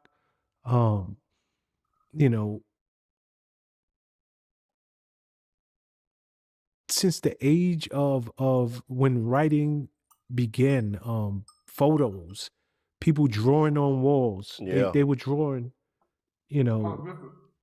alien species. I would agree with you that it's not as linear as people think. Hey, they're just coming from outer space. I think it's definitely interdimensional. But this is a vast universe, man. It would be very small-minded of us to think that we are the lucky ones and we're the only ones. I don't look at it like that. I kind of like look at it from a different perspective where, what if the Most High's creation, his greatest creation of all, was us, and that's the reason why it is just us. Everything else, it's artwork. It's to show his glory, his power, his reign, his domain, all for us. And we are the most special, only ones. Once you start thinking, oh, there's this out there and this out there, it can get you away from the true core of who you are, of who you really are. And that's a lowercase g God. That's how special we are, well said, I think. Kid. That's what I think we are. And that's well said. Yeah, I think we're that special. That there is nothing else out there. And that's what all that other stuff that we see is for us to show how powerful it is, he is. And yeah. 100,000 views. Well said, Nicholas Irving. Well said. We got 100,000. We done hit 100,000 already, bro. We hit 100,000. We hit 100,000 already. Let's get it. You got smoke to get. Okay, switch topics with me for a second. Please tell me you saw that boxing. The last time you and I had an opportunity to sit down together, we talked about Adam 22 versus Jason Love. Yep. They talking about Adam 22 and Jason Love is crazy, bro. That Adam 22 and Jason Love is crazy. You understand me? Did you get a chance to see that boxing match? Yeah, it was like over in like the first round. I don't even know if it lasted a minute. Yeah, it was a quick one. Oh, yeah. It was a money grab is what it was. He used what happened between, him and his wife, that thing, and used the publicity off that. Because, I haven't really heard about Adam 22 since that moment. He's kind of been like out there. As far as what I see, he hadn't really been out there like that. So what do? You conjure up this little boxing event and get your money. Yo, I just can't get my ass whipped like that though. No, I almost don't even understand. Yes, it was a money grab. It's clear as day it was a money grab. But I almost don't even understand. Adam didn't throw a punch. Right, yeah. So all of those video clips we saw him in the gym, all that tough talk,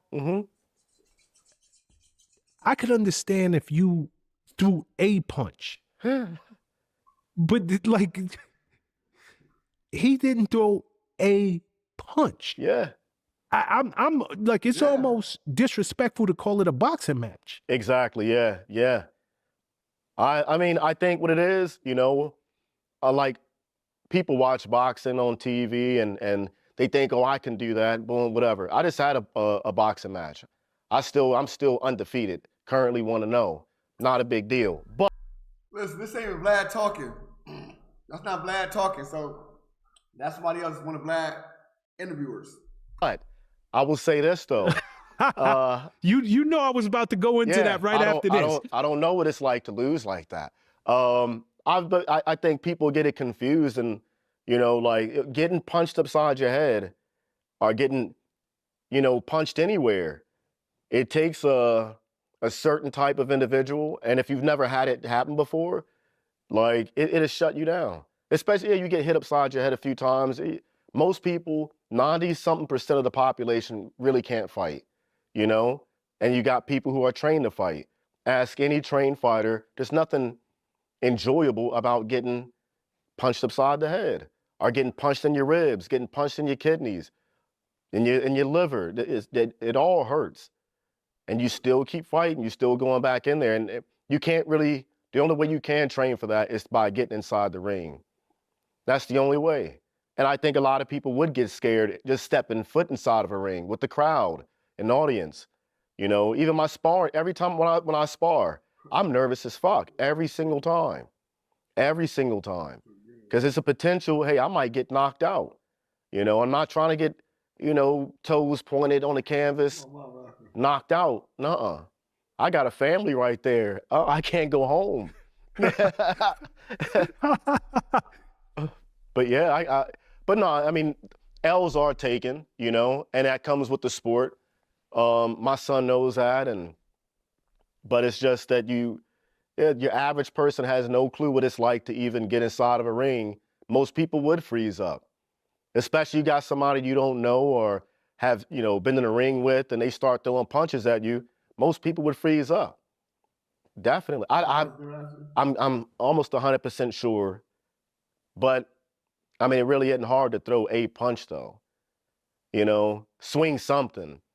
Yeah, that is kind of tough to watch. But yeah, I can't go out like that. No. So I gotta ask you, Adam has been very open about allowing men to pound his wife out. Me and you joked the last time we spoke about Jason Love pounding his wife out, then pounding him out. How do you even go home? Like, what does his wife say to him after that performance? Like, When's the check hit? When's the check hit? That's all she better say. When's the check hit? I mean, she's not going to get beat up by him, but I think with that type of relationship, it's when's the check she's not going to get beat up by him. That's a fact. She's not going to get beat up by him at all. They don't fight. Simple as that. Oh, yeah. What else can she ask? What else can she? I mean, she knew he was a bitch, like, from the get-go. He's not going to. She said he was a winner, allegedly. What's that like a free will in the building? If that really is his, like, wife and it's not just contractual on paper, and she lives with this dude and sees this dude, like, she would know, hey, he can't fight. He can't, he's not like that. But that's if it's real. And she already knew that. So they had the thing like, hey, I'm gonna get my ass whooped for like 30 seconds, 40 seconds. I'm gonna grab this bag and we can go to Chanel, Yo, here's the crazy part. Like, even if that was the plan, can you get your ass whipped by somebody that didn't knock your wife down? Like, does it like this?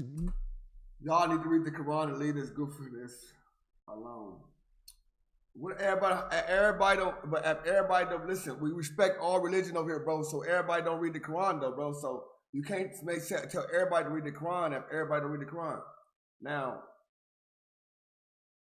you tell everybody to read the Word of God, then everybody need to read the Word of God, whatever that's cool. But guess what? We're gonna still do this. It got to be so uncomfortable in the room with this guy, Jason Love. Yeah. Like, this guy got to, seriously, at this point, he got to feel like he could just go snatch this chick from Adam. Like, yo, come with me. Yeah, 100%. And she got to do it. What else? What else is going to happen? She'd have to. But who's making the most money right now? Who's putting her on right now? I mean, probably Adam. He's probably keeping her relevant like that with this podcast and whatever else they do on the side. Yeah. I didn't even know who Jason Love was until he was with Adam 22's wife. I don't really keep track of dudes like that. Pause. Yeah. Nah, they did the threesome twice. Matter of fact, it wasn't even a threesome. Oh, it was 2 times? They did it 2 times? Sat in the corner and watched. They did it 2 times? Yes, 2 times. Oh, wow. Yeah, that's savagery. That's some demon time. Yeah.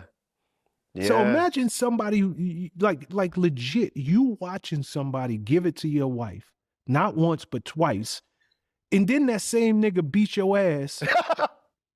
Like, it ain't happening. How does that even work?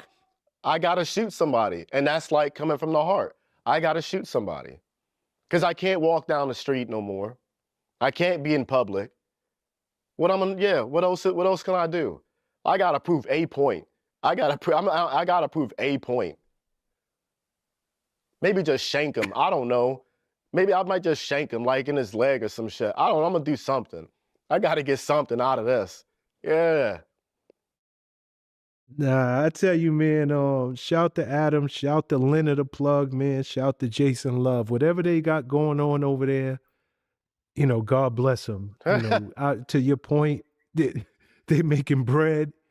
But as a man, and I'm talking about myself, as a man, it would be hard to sleep at night. You don't sleep at night. Yeah. Unless I don't care how big the bag is. I can't sleep as a man. That's my point. Yeah. That is my point. Yep. I couldn't sleep at night. That's a trauma I never felt. I won't ever feel. Nah, bro. No. No. And before we switch topics, it'll be one thing. I mean, anybody could take a L. Come on, we're human. Anybody could take a L. But bro, fight, but like you didn't swing. Yeah. And then it was almost like a phantom punch. Yeah. And you just stayed like that with your wife looking. Like, that's a little hard, but it is what it is. Shout out to staying her. on the topic of boxing, man. What was you gonna say? I said shout out to her, I guess. Yeah. Yeah. I mean, she love her husband. God bless her. God bless him. Oh, you think so? So you just think it's like we got an arrangement? Yeah. I don't believe that. They give me the sense. Real talk. She give me the sense. Okay. He gives me the sense he loves his wife.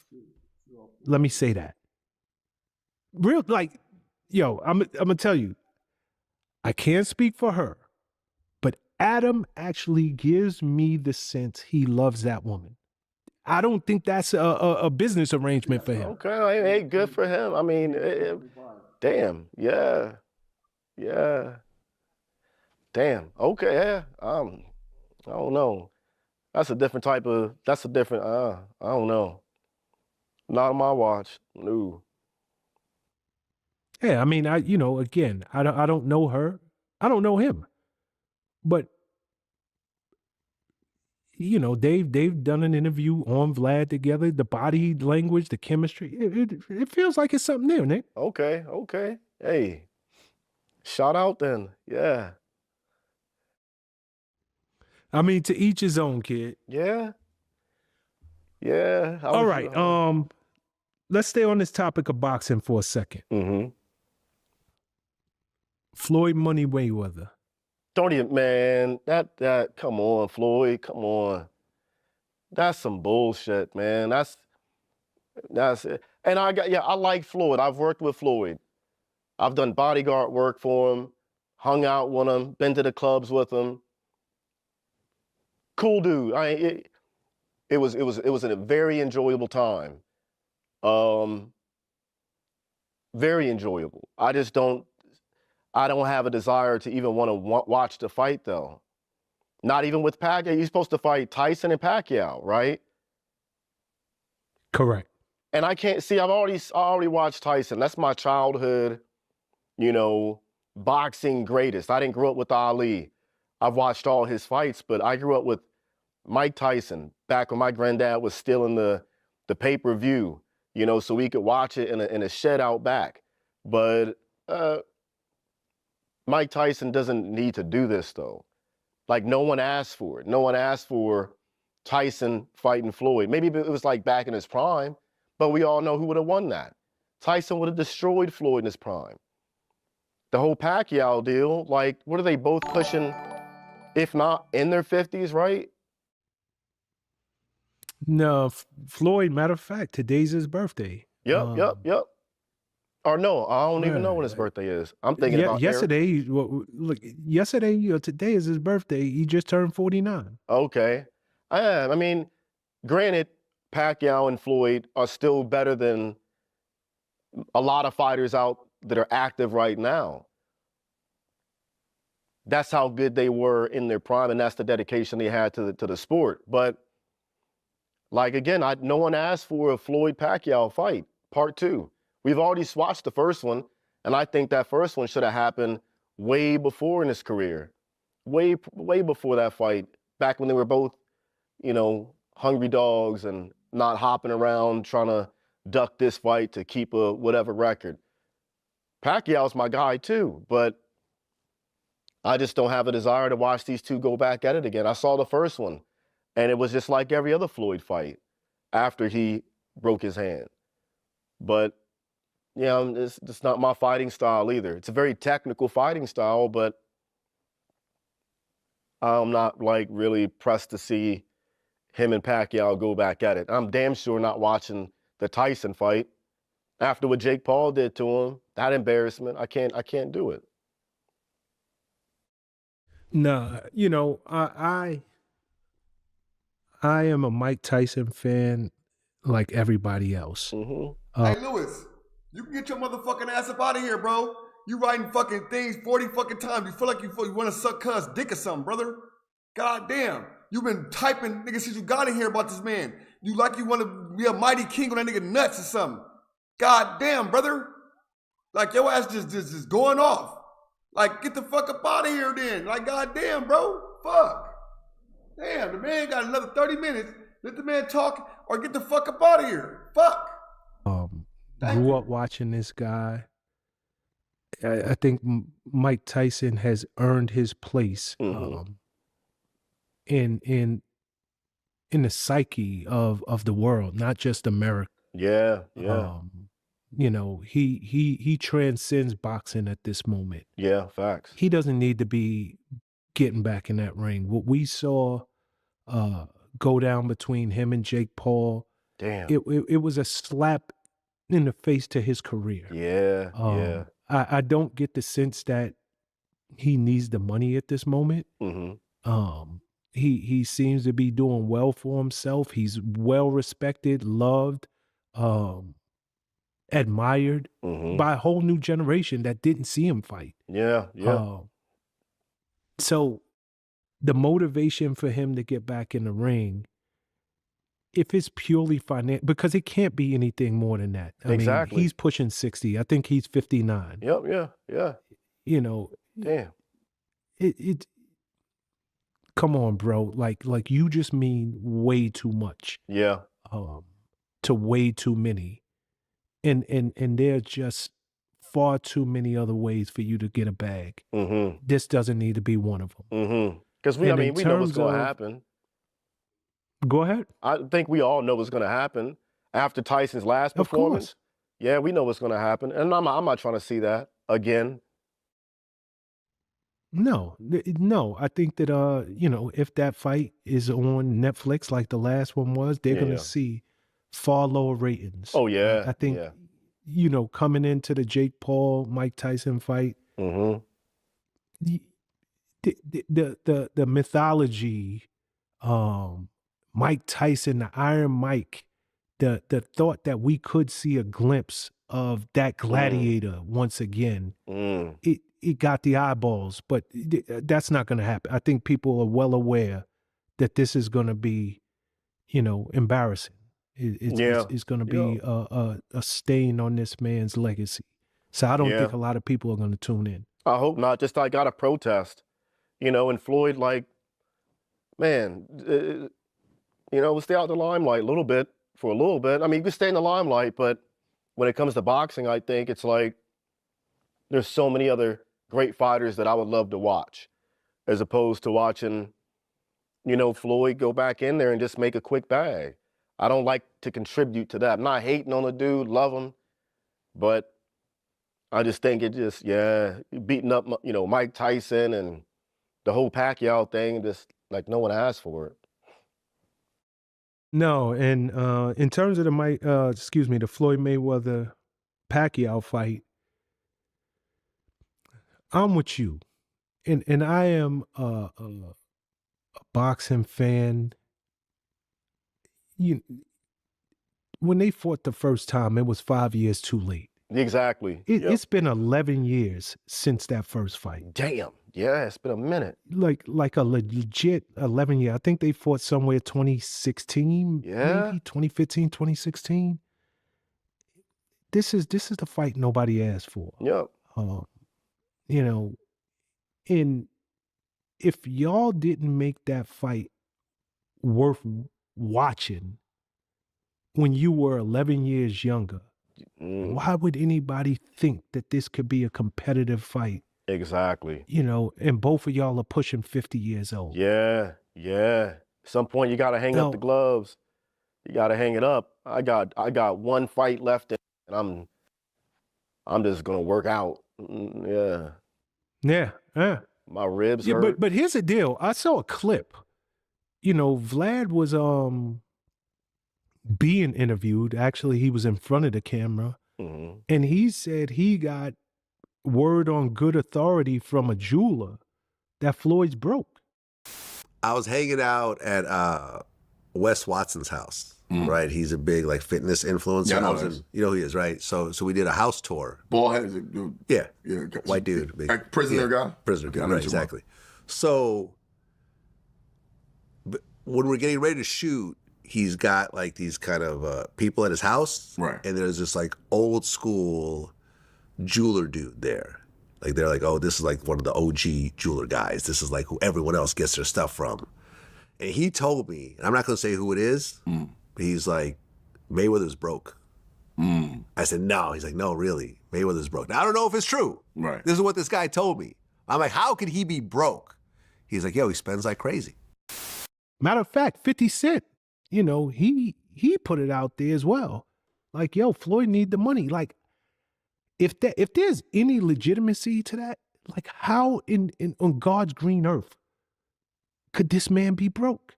His lifestyle. I've been around like hanging out for days, weeks.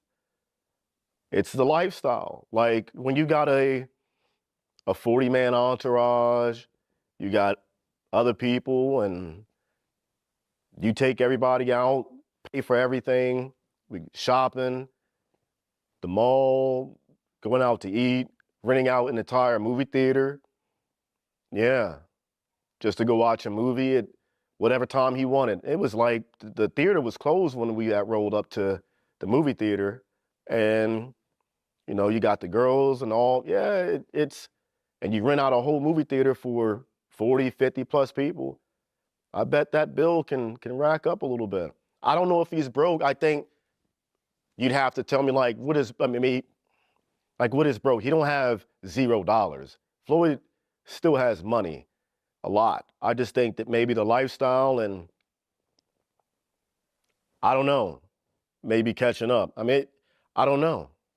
I've been to a strip club. Like, it pulls in money. He's got money coming in. I don't know if he still has was it the girls' lounge or something like that. But no, it was he gets money. I just don't know how much. But I don't pocket watch. But if he is going broke, then it makes sense why he is fighting. I've heard rumors. I've heard the rumors too. I just don't know, like, how, like, what is broke? Broke to me is like having $0 in your account, but not a few M's. You know, I think you just shed. All right. So he been saying a lot, man. What y'all feel about the, you know what I'm saying, the stuff he been pushing out there? And the thing is, the mod is not don't focus on the people, because we letting people talk, bro. Like, we don't have to really focus on these niggas. We're gonna let them talk. Now, if it's certain people that we just get, like this nigga Lewis can get his bitch ass out of here. He overrun his welcome. I get him out of here. But we let people talk, bro. We don't just take people automatically because they trolling. We let niggas, like 9 out of 10, they got nothing going on with their life. So they need to troll. They need to get up in here and troll. That's just how they live it. Light on, because a lot of people would ask that question, like, how could this man go broke? Just like I just asked it. Mm-hmm.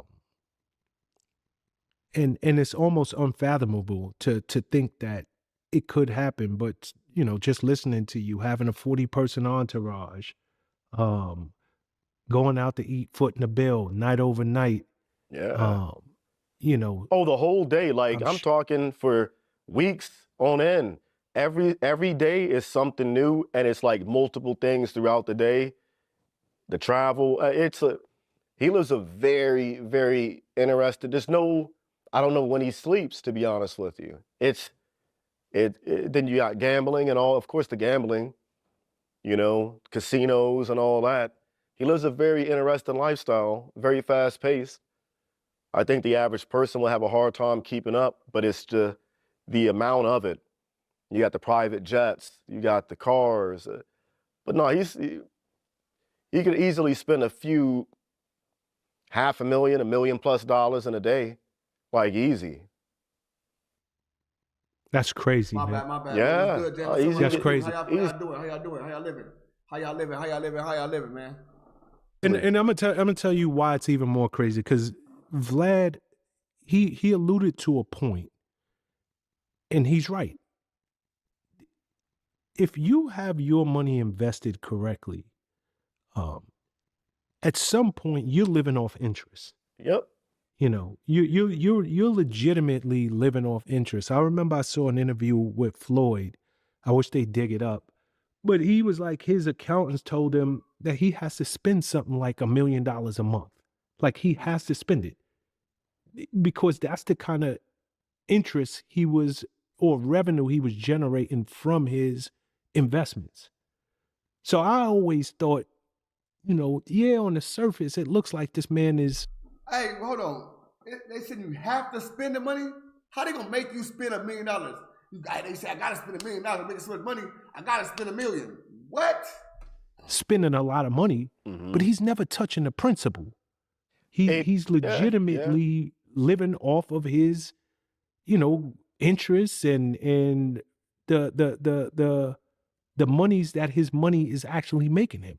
It could be. I agree with you 100%. I mean, 400 million in a fight, and you put into like a high escrow or something like that. Yeah, you keep pulling in really good interest. But I don't know. I know the dude can spend a lot of money like it's nothing.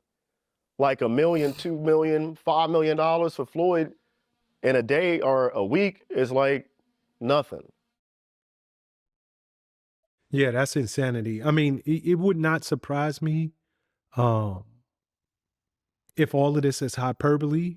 I've always looked at Floyd as a very, very smart person. That is crazy, bro. That is crazy. You gotta spend $1 million, nigga. You got to. That is fucking diabolical, bro. Like, I want to stack up all this money until I die. I'm trying to stack up all this. Nope, you gotta spend $1 million. Nigga, I'm going to another bank then, nigga. I gotta spend $1 million? I'm going somewhere else. Where I don't gotta spend nothing. Just think about it. I'm going somewhere else, brother. Not just in the ring, but outside of the ring. Yeah.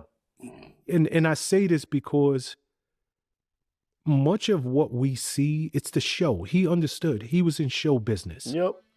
When he was Pretty Boy Floyd, he was a boxer that was doing his thing. Mm-hmm. He was winning fights. Mm-hmm. But when he became Money Mayweather and changed that persona and put that marketing machine behind the I live this lavish lifestyle, that's when you started seeing him make these big money fights. Yeah. That's when it all changed for him. Yep. And that's not by accident. It's not by chance. This guy's not. That could be facts to the way the more money he making so much money, they need to start doing tax write-off. We need tax write-offs. So this and that. So like we need $12 million a year tax write-off so we can keep more money than we spend. I can see that. I can see that part. Y'all, you smart. I can see that. Dumb. He's not a stupid guy whatsoever. No, and I don't think that's what I'm saying. I don't think he's broke.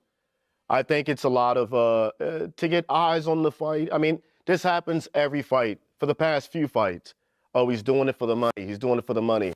I was there when he was fighting these guys and some big names. And it's like, the dude is not, I don't know what people are calling broke, but been to his house, 55th hung out with him quite a bit. He ain't broke. Wasn't broke. I can see your mama giving head on the side of a bus, you know what I'm saying? Took the cum out of her mouth and put her in a coochie and had you because nobody wanted your bitch ass. I can see you look like one of the motherfuckers off the Goonies that's locked in the motherfucking in the fucking basement, head ass nigga. I can see that, bitch. No. Bitch. Yeah. I again, it gets people talking, and I think that people, we live in a society that will build you up, and people want, He said Floyd Mayweather smart as fuck. He ain't broke. He just can't read his crazy work. Actually want to see the day when you fall off. That's why you see so many people falling from grace and What? Who are you talking about? I'm talking about whatever that Fort this whatever his bitch ass name is. You know what I'm talking about him. The nigga that say you right now. I'm talking his bitch ass. Body piles on. Mm-hmm. Because just as Americans, we love to build people up and tear them back down. Facts, yeah.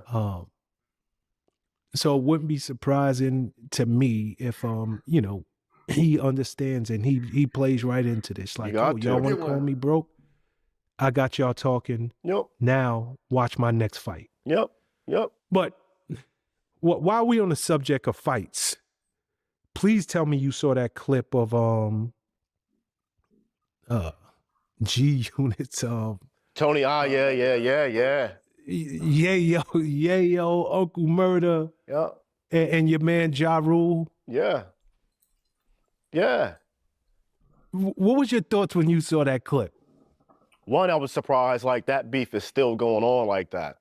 Like, that's wild to hold that much hate for all these years. But they were clowning on Ja, but I'm like, from what I saw, it didn't look like Ja was even backing down. He didn't look like he was being a bitch about it, you know? I don't know how it would have gone. It looked like, I don't know. I don't know if Yayo has hands like that. I don't know. If I was going off of looks, I'd probably say at this stage in his life, no. But I was more shocked at, like, man, they still holding on to beef like that. I mean, I still got people. It's Stone, right? Why you streaming somebody else shit, bro? Like, make live, we all see. Oh, listen, bro, listen. Cause I can, brother. I can. I've been doing it for that all the time, and I'm still gonna do it. And I can. You wanna suck Vlad dick or something? Well, I don't like from like kindergarten, but damn. I mean, let's not get it twisted. Them dudes are going to their grave. It ain't enough kumbaya. It ain't enough black excellence, black unity. That's it ain't wild. enough, forgive thy enemy. This is never going to end. That's crazy. It's never going to end. Real talk. And I believe even if in Yayo's heart of hearts, in his heart of hearts, he's over this. He would literally sit down and have a meal with Ja. Mm-hmm. He could never reveal it, would never reveal it, because he understands the G Unit General 50 Cent would never, ever talk to him a day in his life again. Oh, yeah. So it's loyalty at that point. Then yeah, I get that. Yeah. I get that. Yeah. and here's one thing you have to notice. If there has ever been loyalty demonstrated, Yep. like demonstrated, because a lot of dudes talk that loyalty in this game, but actually demonstrated, it's been from Yayo. That's why I fought. That's a fact.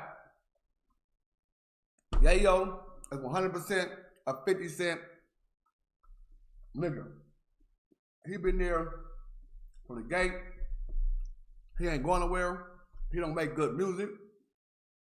50 don't make money off of him. Nothing.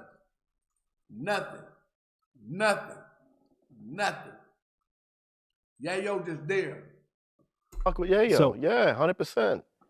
100%. That's a loyal, that's the friend we all need, but are hard to find. They're few and far in between. But yeah, Yayo was that guy. I 100% agree with you. Yayo. No, I mean, and again, people talk it sound good coming out your mouth. Pause, like people talk that loyalty talk, but when it get thick, when them bullets start flying, Literally, you really yeah. see who's rocking with you. Yep. Oh, Yayo. So again, I would say, even if Yayo has gotten old and he's tired and he's like, yo, damn, like, I ain't got no problem with this dude. Yo, sit down, let's take this flight. He would never, ever, ever go against his man. I respect So that beef is never gonna die. I respect that. Yeah, I respect it. It's still funny as an outsider, though, watching this beef still carry on all these years. It's hilarious. And Ja feeds into it. Like, it's just, yeah, it's funny. It's funny. Nah, it is. And, at the end of the day, Yayo is Lupe the C-Mac. I mean, That's a fact, cuz. Yayo Lupe the C-Mac nigga on the hood. can only go on a video. We wasn't on that plane. according to Yayo, you know, Ja was he was putting on a show for the cameras. But it damn sure looked like he wasn't backing down. Yeah. Matter of fact, you know, I've never seen Ja back down. No. I know he just recently got jumped too. Yeah. Yeah, he doesn't back. I'll give him that. He won't back down. He doesn't back down. No. He's trying to still uphold that DMX image, you know? He ain't back down, but DMX image. Well, while we're talking about beef, you know, another day goes by, another beef in the rap game. Nigga said, Fork, you need to clean your cheeks.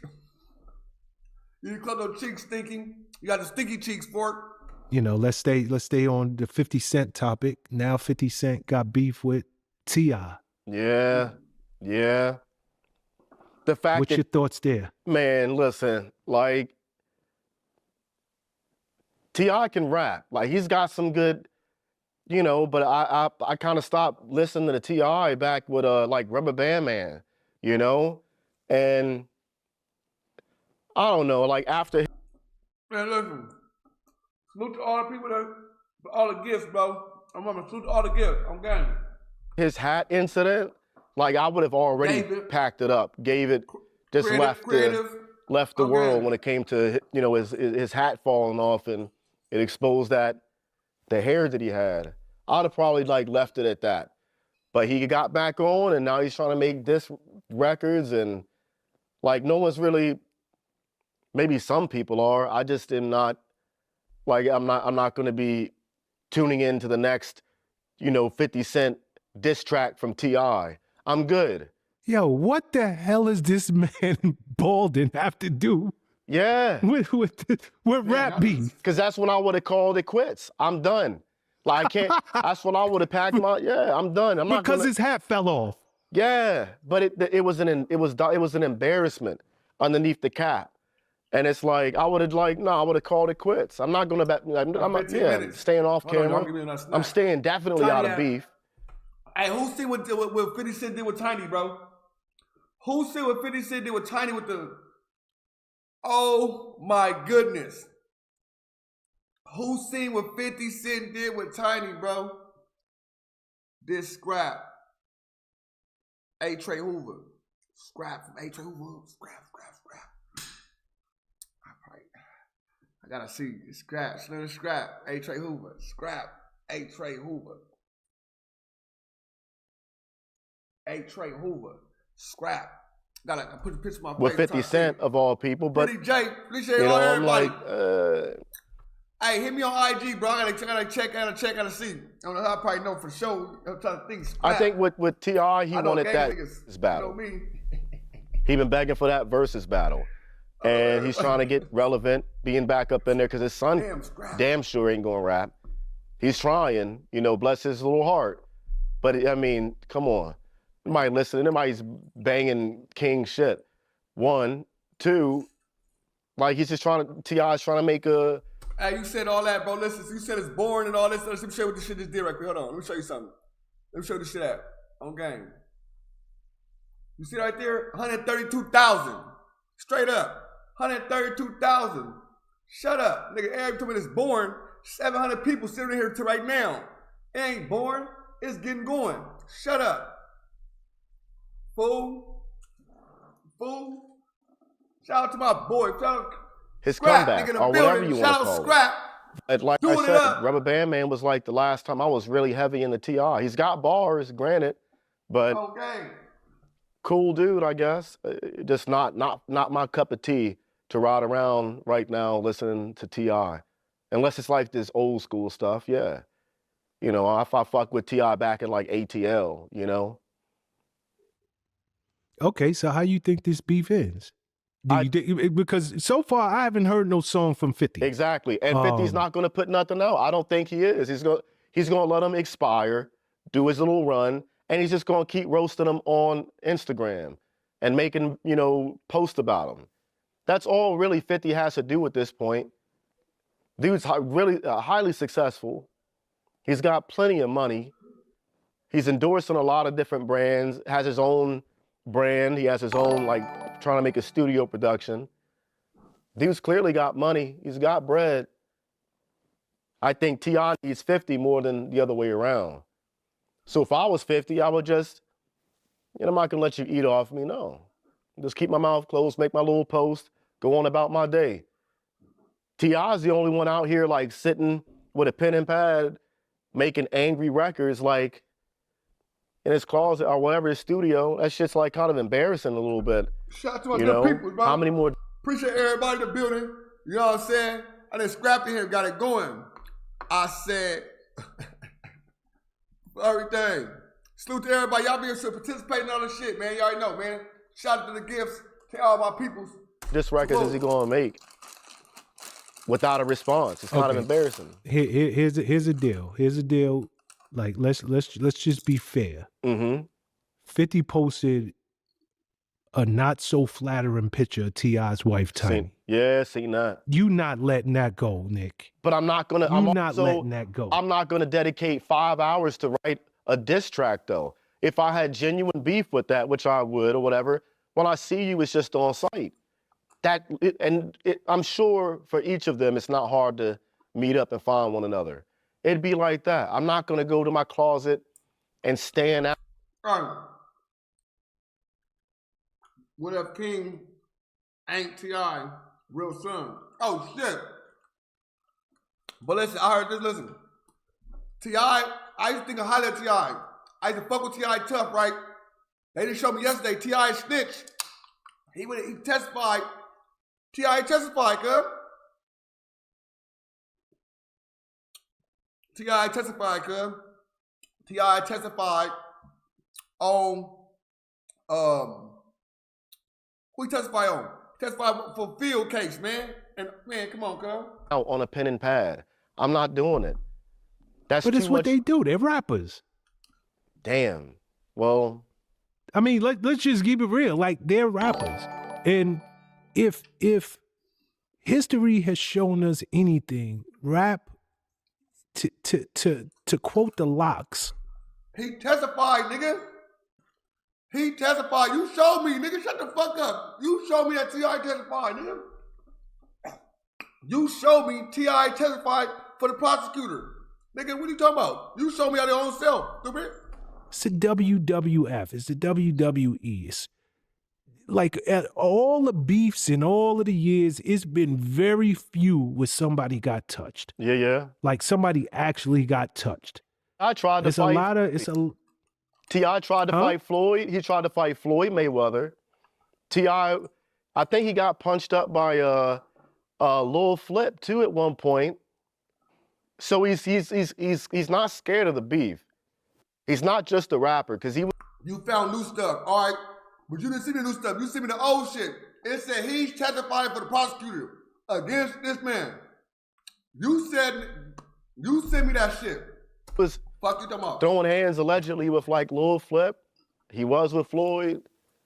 I mean, it's Lil, yeah. I would just leave it at that when it came to 50 if it was that much of a problem. Well, put it this way. I don't see. I resent the clip. All right, fuck you. I don't think it goes no further than Wax. Let's put it that way. They're gonna make diss songs. Maybe 50 will be like, yo, whatever. Yep. Let me keep it moving. I got movies to make. Yep. But when you start dragging a man's wife into it, that's next level. As you see, his son, T.I.'s son, jumped in it. Salute to all the people that sent this gifts. You know what I'm saying? Joe, Big, I see all y'all, man. Appreciate all y'all. You know, he's going at 50. He's posting all kinds of things on social media because that's his mother. Yeah. Like, it takes on a whole other life. But to 50's credit, he took all them posts down. Oh, for real? Which he rarely does. That's what, yeah, he took them down. Okay. So maybe that's where it ends right there. Yeah, it might end right there. Real talk. I didn't know he did that. Okay. Good for him. It shows he's not still on his P. Diddy Ruthless tour. You know, he kind of calmed down a little bit. Because he was going after it. Yeah. Good for him. I like to see how it turned out. here's one thing I Appreciate it, will bro. say, and we could keep it moving from here. T.I. ain't nothing to play with. If you say T.I. got paperwork, bro, ODM Slim Show on IG, send it to me. On IG. Send it to me on IG. If you want to go tap in my Discord, we in Discord going crazy. Hey, drop the Discord link for anybody want to pull up Discord. Yeah, man. Y'all got the paperwork, put it up. Let's see what's going on. I want to find out. On them tracks, kid. Like that new song he got with Pharrell, I mean, it just reminds you how dope that dude really is. Yeah, like, he's got bars, 100%. Like, he got bars. He got the ability to make dope records. To take as much time as he did off from rap, and to come with that joint, and shout out to Pharrell. Damn, that beat is mean. Hey, but it is what it is. By any chance did you catch the Super Bowl? No. I'm a boring individual. I don't watch sports other than boxing like that. Like, I don't watch basketball. I don't watch football. I don't watch soccer. I don't watch motherfucker. Why though? Why you don't watch it? You know something we don't know? Let's know something. Cause Slim. You know, I'm not really into sport. Yeah. Plus, I kind of think it's like rigged anyways. I just know Bad Bunny was performing at the halftime show. You know, I speak a little bit of Spanish because of my wife, but I don't know a Bad Bunny song, so I damn sure ain't watch that. Okay, but I'm sure you caught all the controversy surrounding that Bad Bunny show. Yeah. Halftime show. Yeah. What was your thoughts? I know you didn't watch it, but what was your thoughts on the idea of Bad Bunny performing the halftime show? One of the biggest stages you can be on in all of the world. Over 130-something million viewers tuned in. And he held his ground. He performed the entire show in Spanish. Yeah, good for him. I mean, that's his native tongue. So I'm not like, he gets no extra point credit. I just think that, like, the average American has no idea what the fuck a Bad Bunny song is. Like, I've never heard him on the radio. If I did, I don't know who the fuck it was or what I was listening to. That's a fact, Joe. Sports ain't the same no more, bro. Sports are way different. Sports, that shit all rigged, bro. With all the sports betting and shit, all gang, I think all that shit rigged, and you can't get a fucking hit. But I don't know a song from him. I don't know anybody that I hang around with. They don't know a Bad Bunny song at all. Nah, you're off on that one, kid. I'm telling you. You think so? Bad Bunny is a frick. He's all over the radio. I never that heard That dude is a freaking monster. He's Bad Bunny. Me too, bro. I mean, I don't speak Spanish, but that dude, he's next level. Do you know any Bad Bunny songs? I know a few of his songs. Really? I do. But again, what? I mean, I'm from New York. Okay. Yeah. But again, I'm from New York. What that means? Cause hey, where my New York niggas at, man? Where my New York niggas at? Oh, where my New York niggas at? You New York niggas know Bad Bunny songs? Cause what? Cause y'all from New York? Y'all got the Dominican mommies out there and all that type of shit, and the poppies out there and all that type of shit. Y'all just know Bad Bunny shit up. Let me find out. Yeah, I know a few Bad Bunny songs. But Bad Bunny is next level. Number one, I believe he earned that stage. Really? I do. Oh my God. Like, let's just keep it real. You have traveled this globe yourself. There are so many countries where Spanish is their native tongue. Yeah. You know, we tend to think America, but this guy's traveling the globe. You know, he has a world sound, a world music. That's number one. I'm from New York. But where I personally give him respect, I'm not Bad editing my money. songs. The songs as I sing them, it's what made me me. Mm-hmm. And I do understand that it's the Super Bowl and it's American, and 99% of the people watching are not gonna know one word. You asked me to come on because I am who I am. Mm.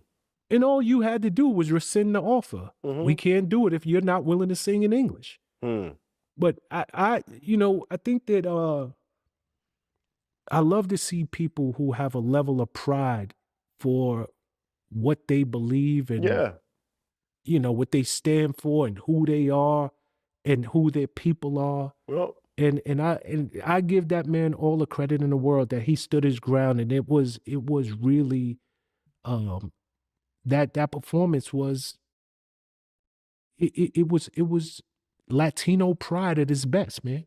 I think it was dope. Yeah, I love my Latinos. I'm married to one, so I just don't know a Bad Bunny. I don't. No, I ain't gonna lie. When I was in with the bodegas in New York, that shit was popping on the dead homies.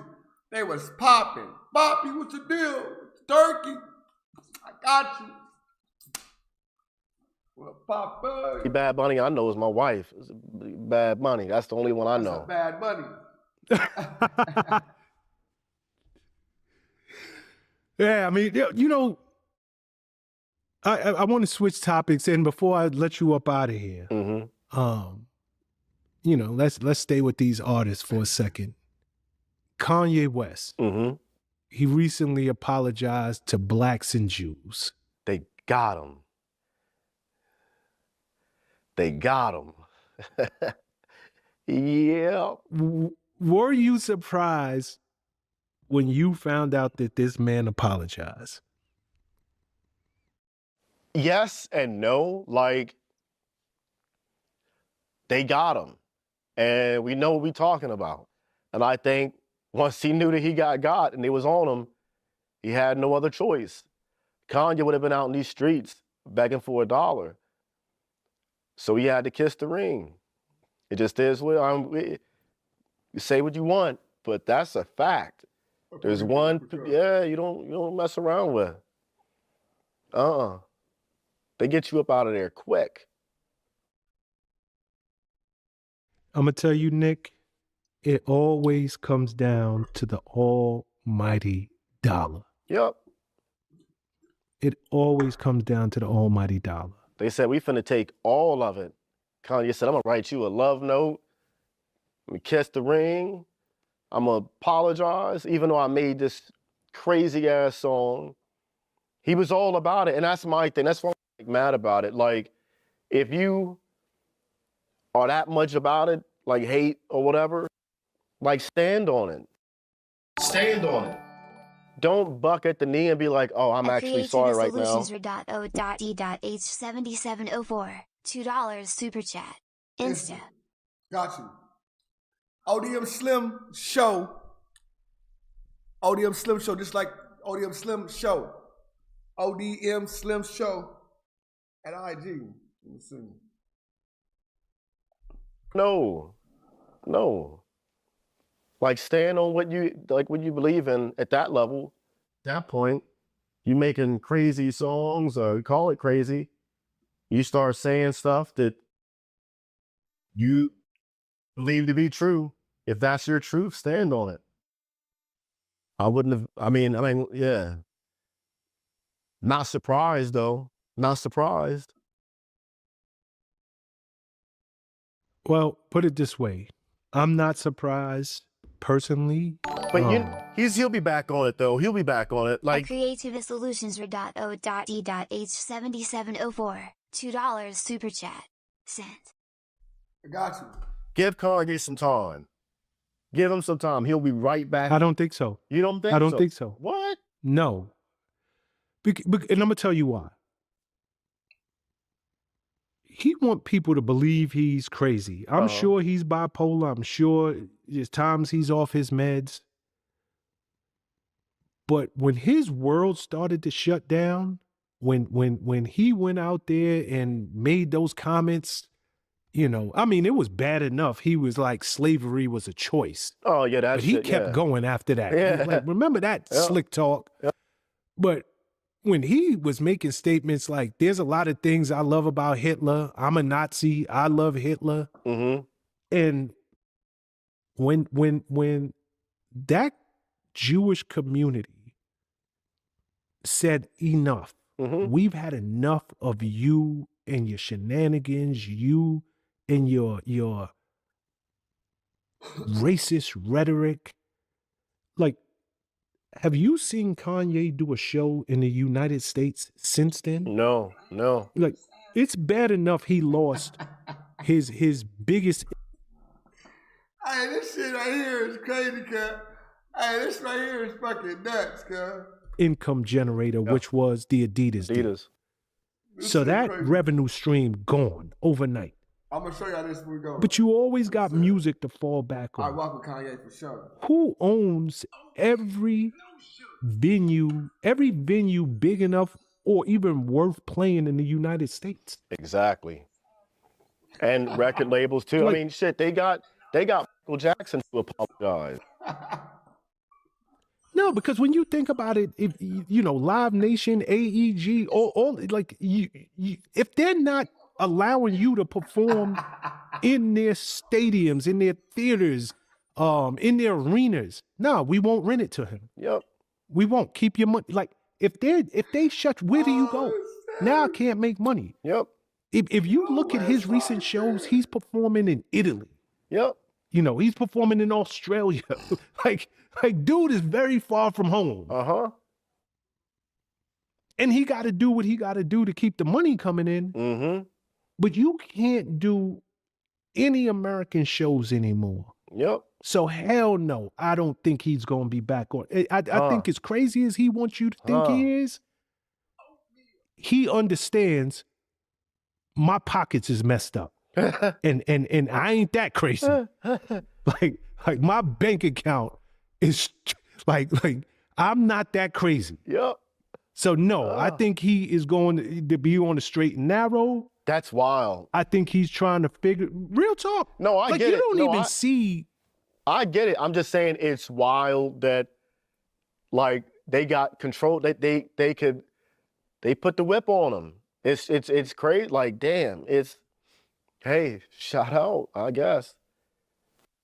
Kanye, I don't know. He's like he's one dose away from missing one dose to being back on his bullshit. I think. Him wake up and miss the prescribed medication dose, he'll be back on the shit. Because he's always got that to fall back on. I really don't think so. He's got that to fall back on. He's like, damn, I didn't take my meds this morning.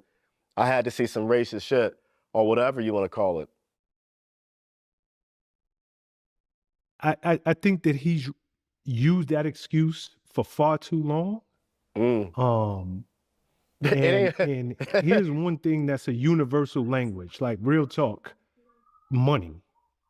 Yeah, money is a universal language. We all get that. And right now, I truly believe that his paper being jammed up, all of a sudden he's going to be taking his meds. He's going to be in therapy.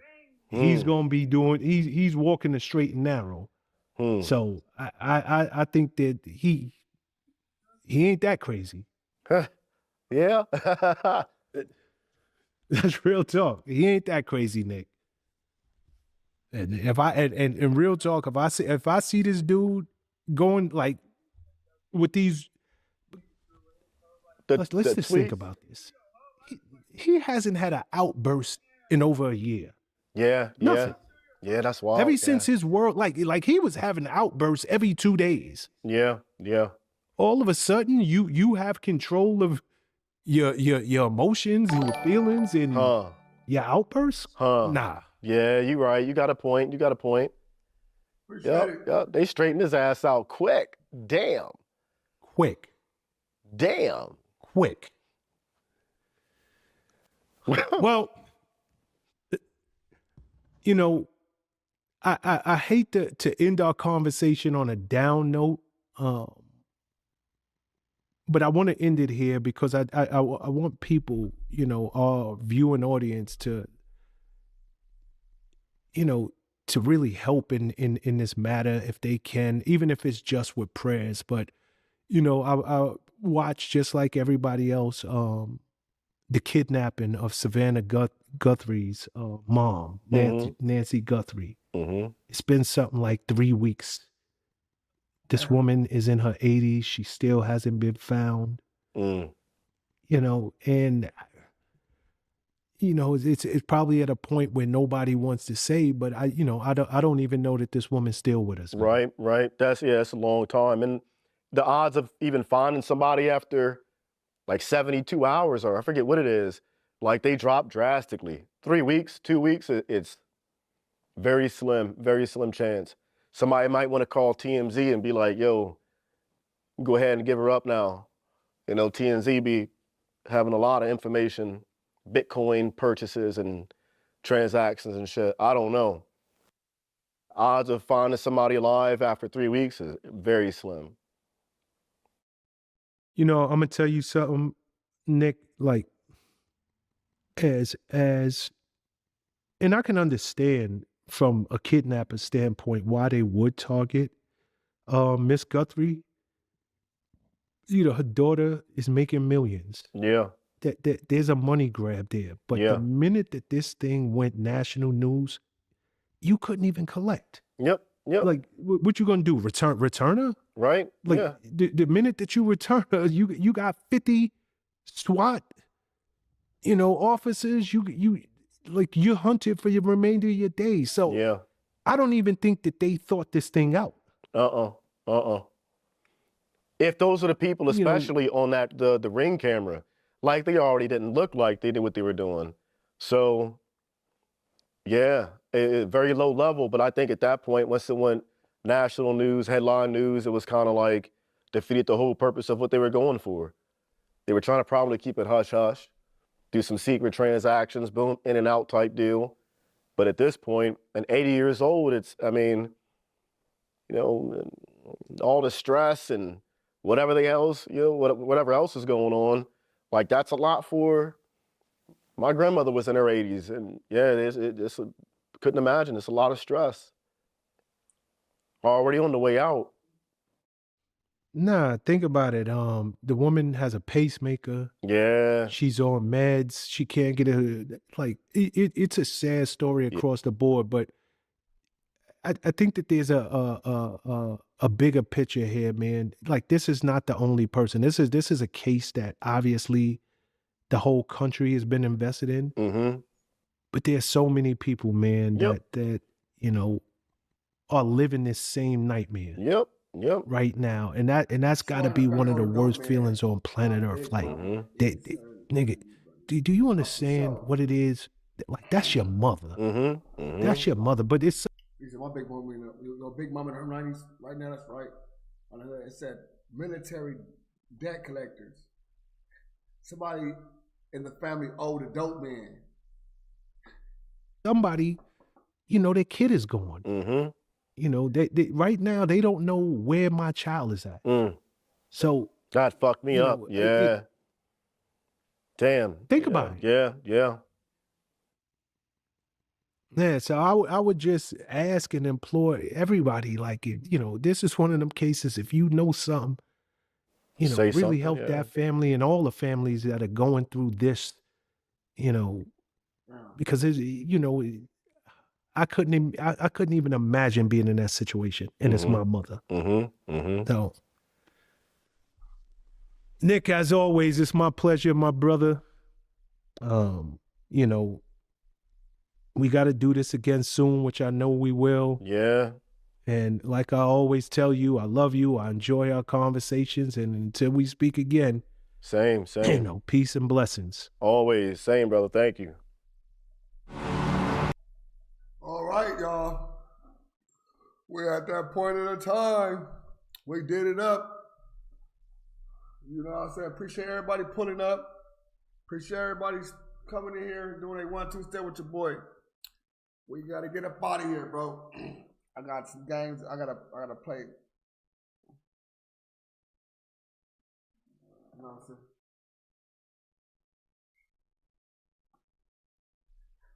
Let's get it. Get them all the mics up, man. We're going to get it up, man. Let's go. It's your boy, man. ODM Slim. Other than I see y'all tomorrow, man. You know what I'm saying? Appreciate y'all in the chat. You know what I'm saying? Y'all getting them comments. Y'all can make the comments. Y'all touch them comments. Y'all get them comment box. You know what I'm saying? Be 0 comments, man. Y'all get them comment box and say something. Big head, ugly face. Y'all say whatever y'all want to in them comments, your boy. You know what I'm saying? Get them comments for your boy. It's your boy ODM.